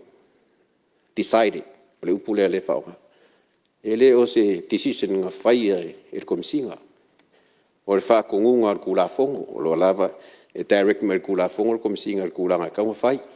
Ia ma kulanga fu ile o lo kele lava ia kulanga fa penga ia ko ngol fa kai o le ua silsile el komiki ia kulanga ia ko ngol kulanga fu le o kele enke enga fa kuanga ngau mai o nga e pe e kau esele tono li poki el komisi ia sa council sila o le u mai ang fai fai unga fa msingonga longa winga ia sa kaulang kau kai ia pe fai ngila ko footnote o le u fai unga fa msingonga e kusai maldi poki lea o la ula ese kulanga lea ala anga ia kuingisio faukuanga ia ale kako komiki ia kusai foi male ni poki e faukuanga ia spur mal luang kuinga mai la uloa o isi faukuanga e va kuerke enga ngai kumalo no te laive mo sa no ia ma ia sui mamam se to tu la no fa ula ga le fiona ni staff so ting le velo fiona mi staff Ni sanga ngai fa ve la vele sa no nga matango fiore ia na le sa noi le tulanga le tula fon fa vai ia le tulanga le tula fon fa vai lo fa me 5 ai ono le upuna ia talane sfut base le minimum esa le fina kwa mala ngang fa lor ia se tu lai mai se manu fa o sa no ia fa stai o e stai mi o tu esi nga fa talanga tu sai fo I ma le fa ila vea fiongal minsta ai ole tulanga pe ona watu ai fam talanga o lo iei vaenga ole fautuanga le komiti le vaenga le sfulua le anga I o mamomoli pe e fai tau atu ai le tulanga le e le o manino mai I lo sui o le tulanga pe te ena pe langolangoina pe o se mevole le fa vai luatai pe tati ai pea ia tono statement sali mai la ia le o tai fono po le mea ua au mai fautuaina le au to fai oni o mani momoli ia pe o tulanga lea ona o lenga au mai ai le o mangingo kele ai ia lo sui ile il faupunga ia pe mangai lava le sa ua mangingo mai ia o kai fongo kulanga lea ia mangingo ai foi le o fa fonga anga malur kako o moka e kulanga o le o spul pasingi Ia o ke roa kelengi so sui wa ia finga ngalo. Ia me se fo in ku alalo ma kulanga le 10%. Ia kongo i fo ile anga i mai ai le fa i la vea le fionga le mingska. Ia ia lo ka ko ngolo i fa upunga fa Apia. Inga ia file mu ma wa nge e vevesi la kongo fo ia ngi ke nga inga ile rumanga. O le vai nga ia o le sui ale paka i ku pai. O lo mangingo al kula fo. Ai ka un failo e mi milo le mea lo mga orka. O nga ia ile o fike nga inga ia. Le wa rumai finga wan fai. Ia le wa mai le upule le minimum. Mangingo al minimum e ilo formula fa matematika. E foi ngi so sui sa mai. Yo la mai mo me vai nga mea ke si male. Ia mangingo al upule minimum. Na fo ilo mai kong fa Samoa. Ia le ila roi fole. 10%. Longa winga a 5 ke si male 5. Ia le ila roi fola 5 ke si male 5. Longa winga. Ia le ka kalangoi kangaka. Longa winga fai ngumbela ngai ka ngai. Ai onga o kulanga ia. A ka ko kam fai e sa valia kulafo. Lo mangingo kulafo umfunga mai e fingalo ri. O famsingo. Io la esa. O le fo e le upu le fa Apia. Presently at 5. Le kai mirengi. Kusiel kulafo. Io fast food iwa lai reference ia. Karafia ngai la le 5. Wa manatu le whauna vele, taunanga sui mamalu. Wa mai a whamsinonga i tūlanga ia. E le toe fo se manatu tātou te toe fo iai. O le tūlanga ia ta upu pe talia 10% pe le talia. O le mea na lo mo mia. E a tātou toe tana o umana i unga whamsinonga. Mai tātou te le toe a ngai fo iai na tātou taunanga. Manenga whalalo. Ia, whaaftaira o fionga whamfitalai, ia. E tumutele le avale sui fai pule nei la o fionga o le wa sau noa ia o le toe o vai fam talanga o manino fa i unga fam sinonga ma o manino na fa tulanga ia pe tulanga o le sa ia fa i la ve le upule le minimum ia le tam fa twice fam talanga ia ui le o le a UCS ile tulanga lava o le 10% o lo ia inisio finangalo tato wo pel mele ia nei tu salava ya ali im tamaitai ile palot olai ia lava tu langa nga temi nei saolele ele o tau fia i tamaitai e tau va sui vai pule mali pau wa si la titile pe a fai ele au si es tamaitai le foa 5 futasi no foa 5 futasi ali a ole nganga le ia i le 10%. Ia se tamaita i tonu. E to ono lea. I tonu ole. O le Palemene. Ina ia whaamali e ina tu langa lea e. Pepese ia Samoa. O le pae, le auli. O le i oi mata. Ia umae. E le sesi e. E ausia i le paloka.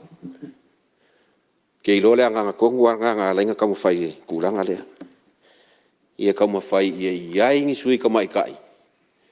E au maia le leo ma le fingalo kamai kai. Lea fui sa whaaria ingi si o fingalo ingi si o kako fongkanga karuai. Ia vaenga ka ua. Manga onga ka ua kau ki ngam kamai kai. I le ma fai e ali i o ma whaaleoa. Ar kulanga nga e alainga kula ia kursui o ngai kumalo. E mako ki whaka ua inga 10% ere. A ua ia i se whai ngā pāloka e le meo le probability. E ma whai ngā kupu. E le ku maiska mai ka i se si paia inga. 5 kasi ngā ori. Ai pau leo si afa. O lo ku ur kulafo. E piti i mai ka mai kai. Inga i o mai e kong wha leo so la ko ngā o. Sui mamalu sei. Te tulai mai lau whanga mesta, business mala manuia.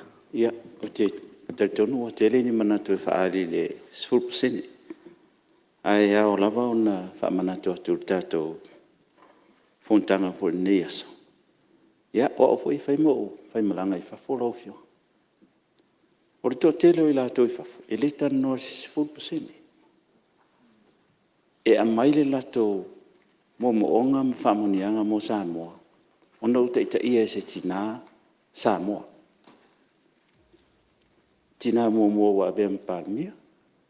Tina mo ben Palemene. I te tonu Pasifika.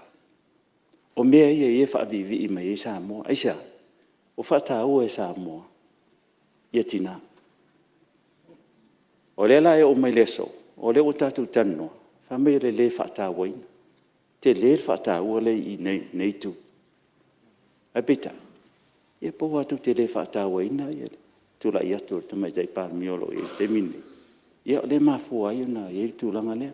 Pena o se whamamanga lea lau whionga le whongwhitalai.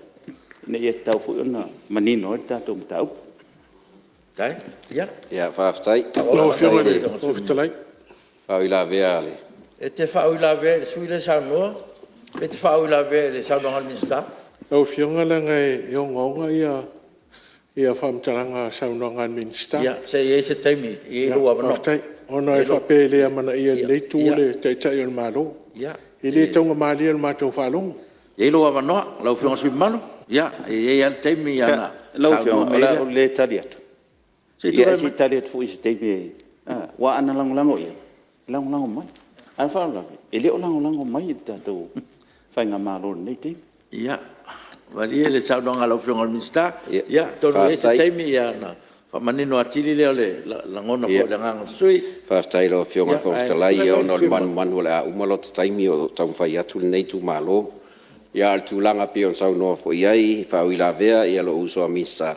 Ia le ai, e leo le tūlanga lea. O le nganga lea watu e se whaamtalanga. Pe a whai. E le iai se tina e sao mai whai ngā palota. Pau lea o le vaenga, pe ona whai atua se upu. Paule o le afa, o le pipi i tu lafono. Ina ia sau whanga, se vaenga o tina e o mai tutonu wha leo so la tu taofi. Te lea mafuanga taua, e pe o tūlanga lea e. E pe e watu e si whamtalanga, a lo whataua lava ia. Tina umba, mai se o le awhionga. Mali e le, lau mai tai Palemene o lo teita ia, te ngā malo i nei vai tau. La veon veon talai, e o maan taulanga se languna. Ono sui fai pule se matu i tu malo. Te lei o manto to whawhine, tu lau moto. E fia o le ngā pālota. A o le whaaloalo, o le whesili la le sui. Pe whamundu, e se rapea whapewa, o whau whatu se sui e fia tamaitai, fia tau wā. Mo le tūlanga le whataua, langa whaaloalo. Ia, mali e. Ewa whionga ia. O le awhtena e tātou tāu po talanoina.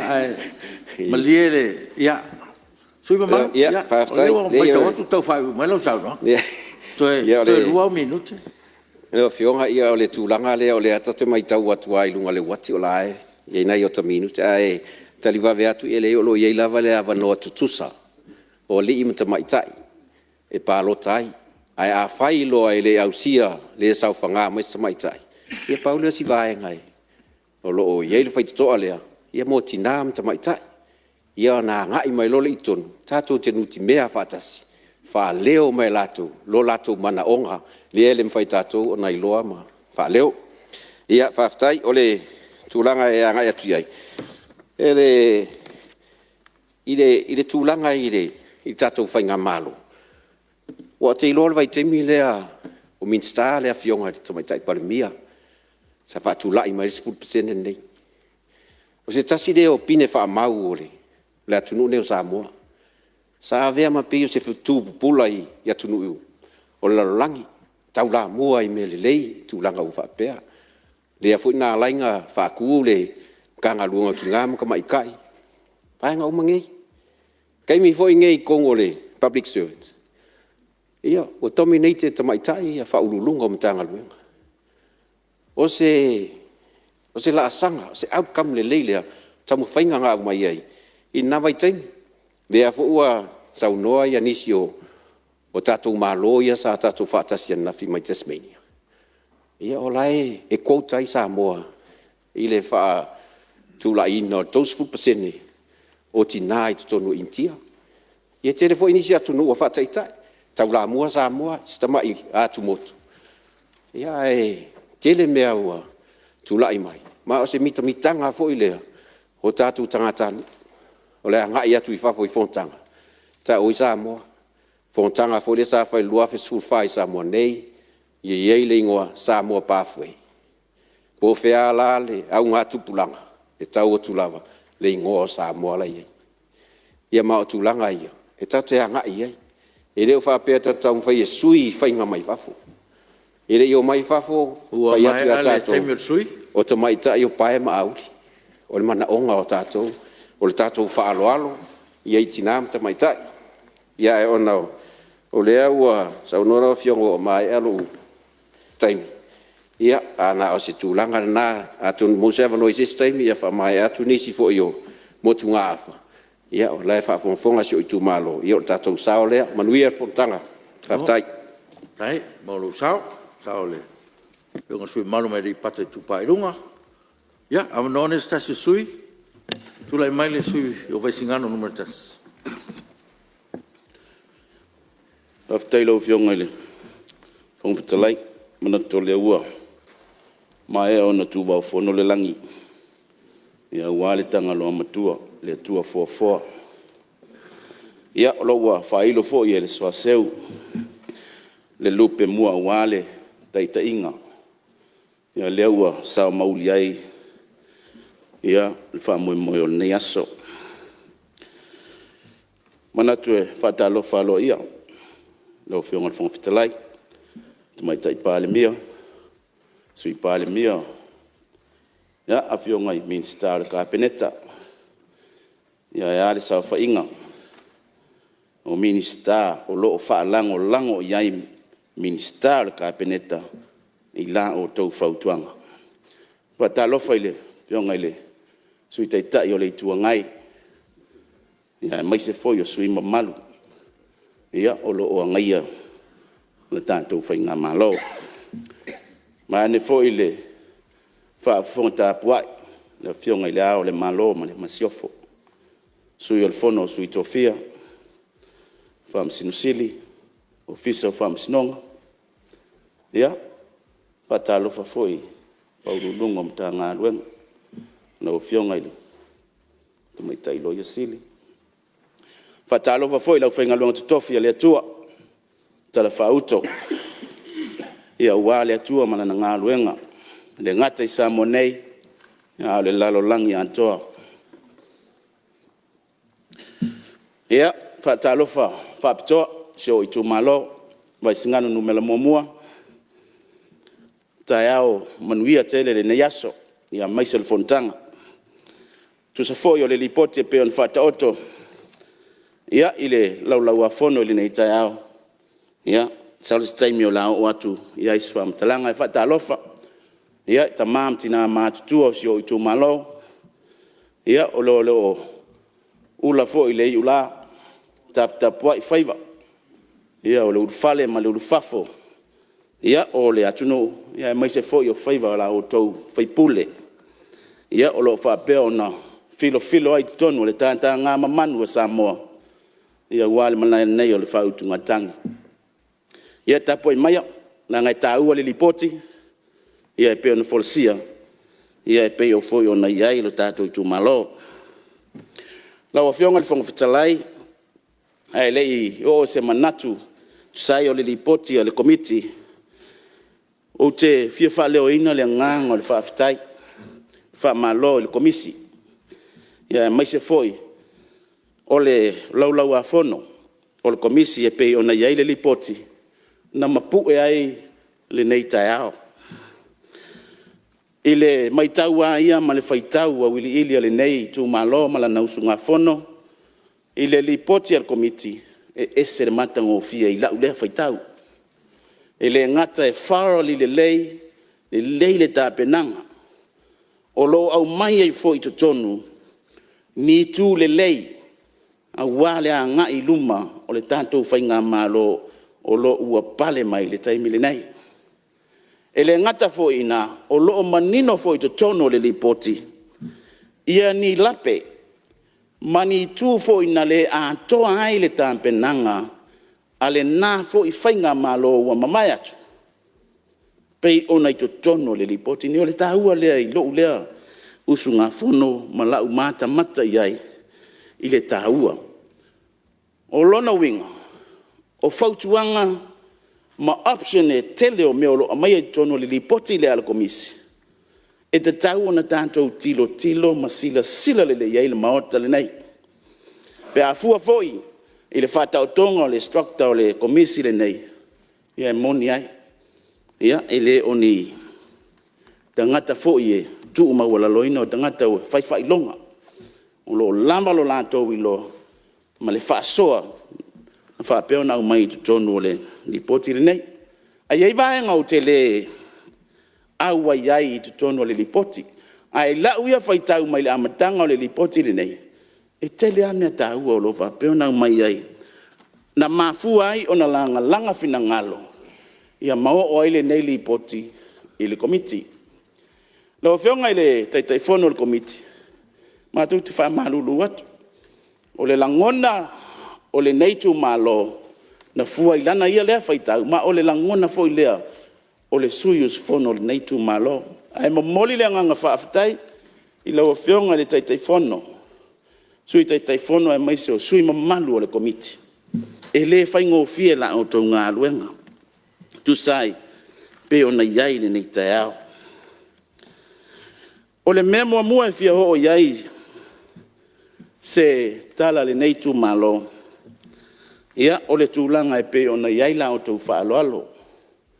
Tu sai fo I wā o le mea moni. O le tu malo le nei o vaisingano nu me la mua.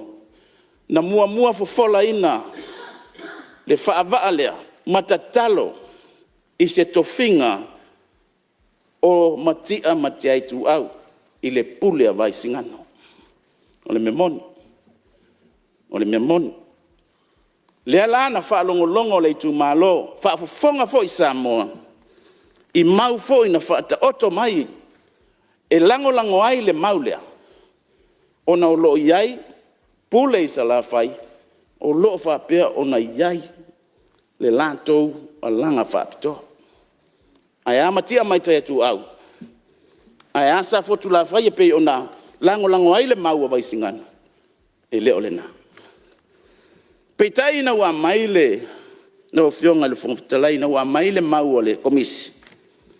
O ina la sa le talia ai ele neitu malo. O le fautuanga ale komisi. Sa tilo mamau po fele me wa ngai ai po o li lifa le lipoti e fata ua le numela pe li lifa le lipoti e fata ua le tu malo fa ala la fanga o ina le na au mai ai le langona o le tu malo o le langona o le tu malo e momoli le fata ua I le tu malo fa ala la fanga o le mamalu o pule ono I salafai o na ele o tuto atasi ia le pule le amati amatetu au o le ngangala fa aftai la fionga ile taitaifono ia ona o le wa mai la o tou fautuanga ma wo tou talia inai ma wo o tou amai fa fautuanga lo tu malo vai singano no mela mua to tasi ale sitepu o le to toe tātou te talo,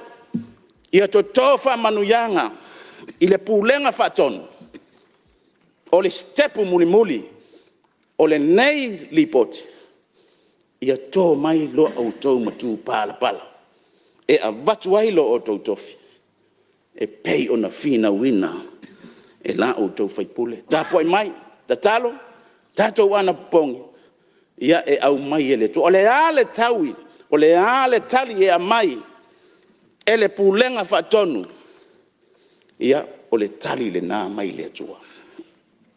Lau o whionga le whongawhetalai ia o se manatu lea e tusai o le vaenga lea le lipoti e pei o na amai ai I le vaenga valu o le lipoti a le komiti. I le ao te lenga le lipoti I le maita watu, e ese le matangofie. O le tele o tu e te ai le komiti. a ngai le li poti al komisi. Interesting si ile faitau. Ma ta ua fo e langa ai fina ngalo matau tilo ai po fea o lo ta oto ai le equilibrium balance o li poti e lua e mau ai manatu e fotu ai tai au ia ua le manuia o si o tātou atunu. Lau a fionga i le whangwhitalai. Na o mai leo sa mātou whamtalanga ngā o se manatu muli fo ilea. I lea o te lenga ai o le lipoti al komiti. Ia fionga le whangwhitalai ka mole pe mo siawa no. Ia, o lau fionga te tonu komiti. E se me o fale tonu po. Ia, haftai do yo, nga de fa yo fa maunga po ye mako I sound nga o suyo komiti. O kere o mangingo ko le equilibrium price e pa de ko le. Se fa sa mo me fa mole. Era nga ir kai me ka le fio wale kai fo. E ma ulang o fo ia ile. Ma ko kai fo ko va mole. Ia. Ma na e fo fa sile al su te kai ya nga fo la totat. No fionga su mat. Lo vionga le whangwhitalai. Ia o na o mai leo le o se manatu o le neitu malo. Ia i le vaenga leo le se 10%. E ia i le tali tonunga o le neitu malo. Ia. E talia i le neitu malo. Le whata oto le lei o le 10% nei. Asia sila le mamalu o le Palemene. Ta sile a vaenga tau o le lipoti al komisi e se le matango fie. O le amainga whaanga solosoloini na mai o options o lo whapeo na mai ai. Ai a whaila o fionga i le whangwhitalai.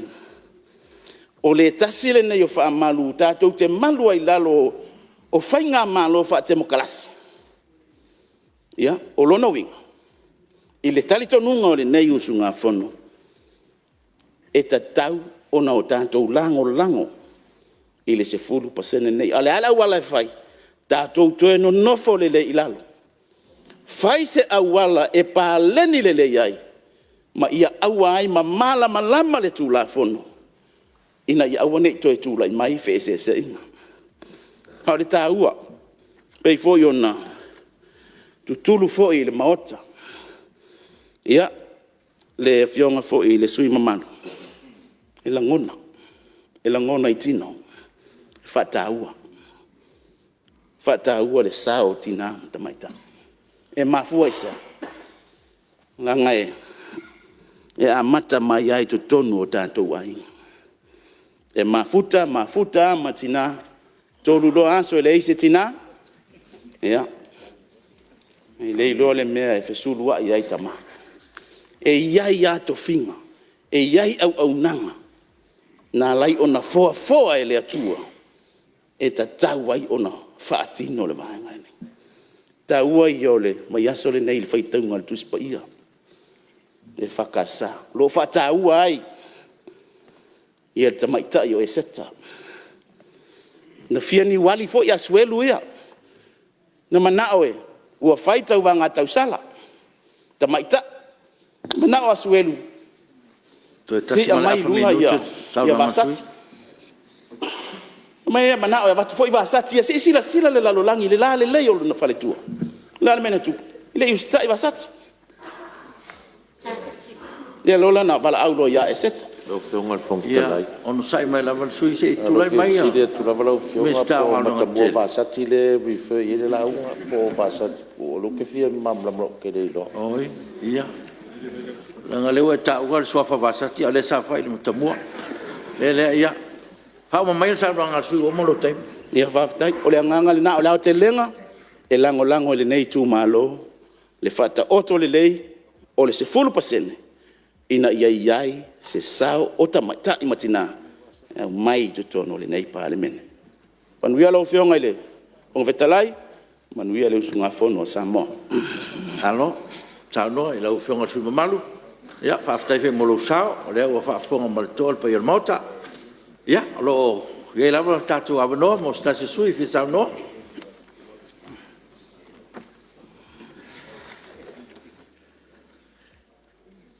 Ia, o le o mai tau atu, ia, pe ia ua. Oi, se tūlai mai le sui o ta mamtua, le ngomtua ia. Ale vena, malo, ia, lo taimi nei. Waftai lau fionga i le whangutalai. Mau o seama noa nei. Sunga whono wale. Tātou mta upu anu māmea nei on Malta. Iau te atalofa atu nei tai au le fiolo fionga whangutalai. Ma lo fai o le whaiva. Ma lo fai o tau atai o wale. Patau tei o le tātou Fonotaga, ma lo foi fa totoa. Ia, lau fionga i le tamaitai Palemene. Fionga i li tamaitai Minsta Kabinete, fa pe foi fionga i Minsta Lango. Pa ia o le Palemene le fiolo fionga i le sui teitai, fa pe foi le maulunga o naitu o tātou maota. Ia, tapo inga foi faululunga o mtanga luenga, sui fua manuia, tātou maota nei. Eo te whatulo o tfoi le pa ia o tapo inga o tātou watunu. Wal pa ia i ainga ma lato tama o tama foi ma ainga. Lo songa ia tu mua mapule, tu au ma latau a inga le tai ma le wa a fontia fa pe foi fale o polo to finga ma tu lo toa ainga. Le mamalu maulunga wa pa ia fal malo. Fio lo fionga le amo malo malo. Pe foi lo fionga le sui el fondo sui tofia.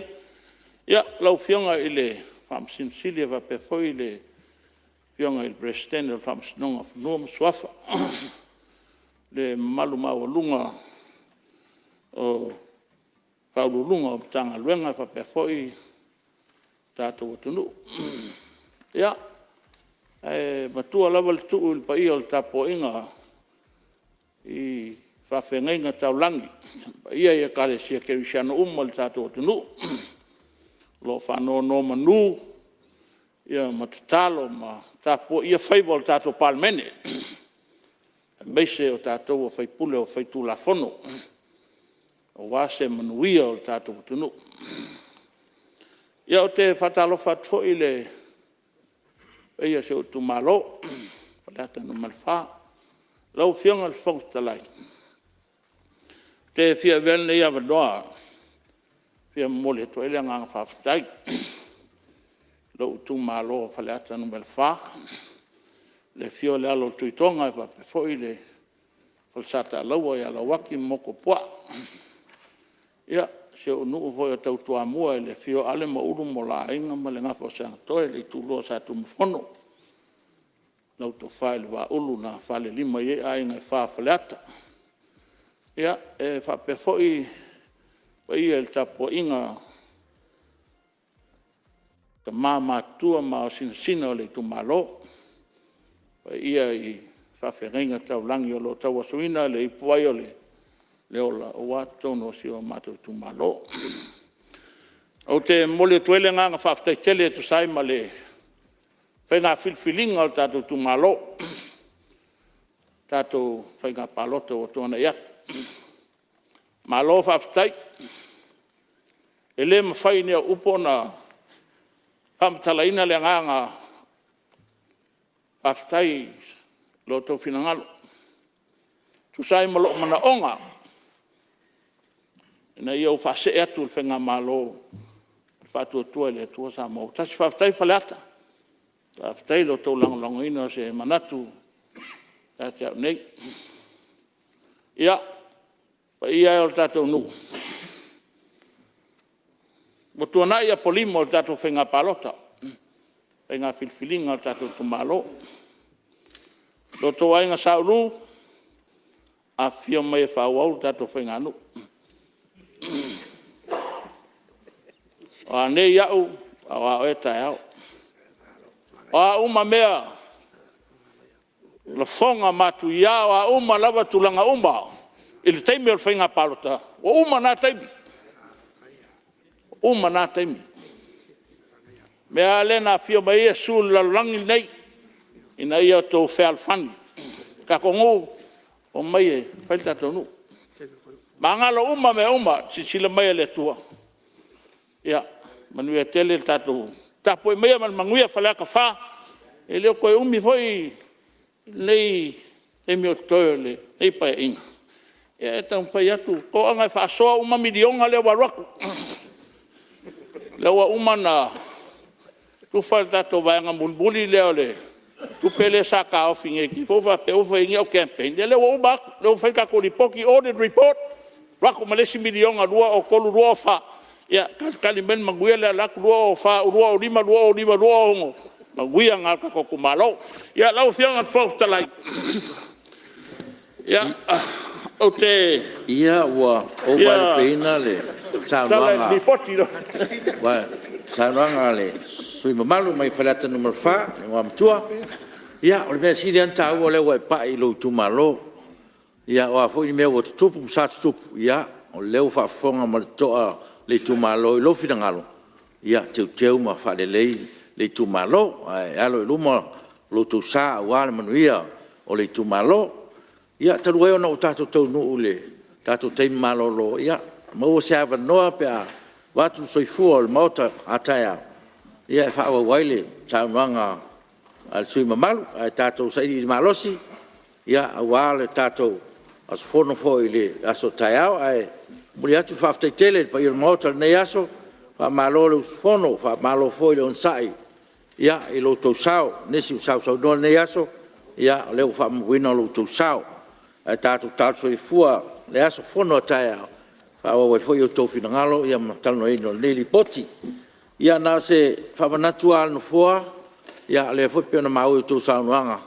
Lo tato whamanatu ina pēl tato te ena o le sau aino tinam tamaitai. Ia mo mia foi tato tō nginga o uliuli mo le aso tai au. Whaari tua ia i latou. Ia le tato te ena tau sunu mua tai o le tunu un tato tau sunu mua. Le tulanga. Ia male nganga whaaloalo. Ia ai tato te reitol po te tau sangatu susfono mo palauri. Lau to whalanga ia. Ia. Te whai man tato kontanga se talo. Tato whalatolata le tu e whaafo i eilivi inga ma le whaafitai lo na lofa whaasoa. Ne wai umanuia ngā luenga o lana Palemene i le nei aso. Tato sisi whaatasi i fuol man malo ke riso i soa whaletama ma le alo ma le ngang pai. Tato te tāno. Le tua silisili e se o le tua lama oe o le alofa ma le alofa muti male.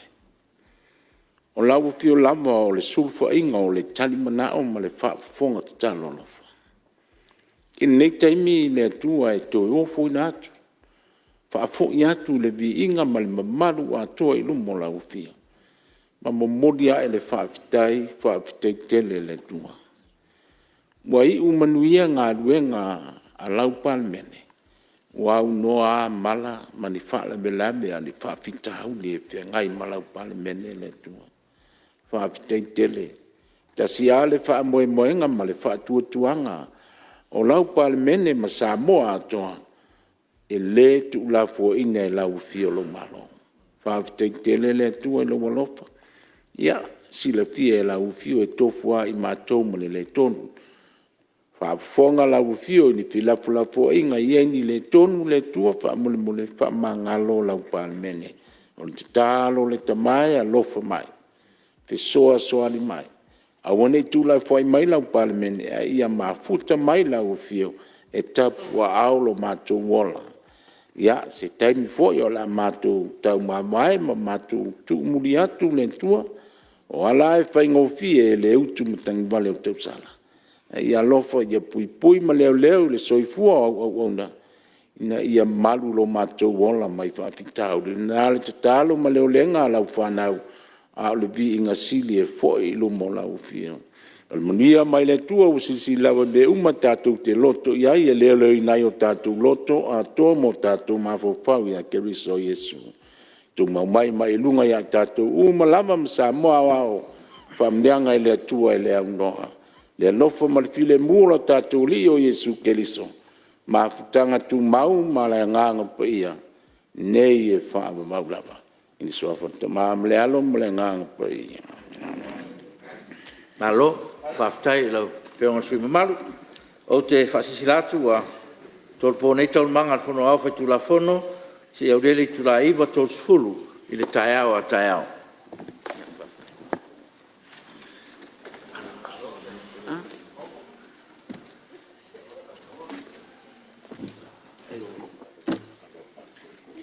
Tili.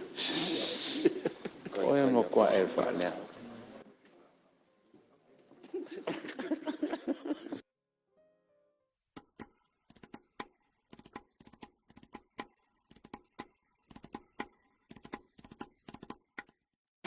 Samoa's natural waters are special.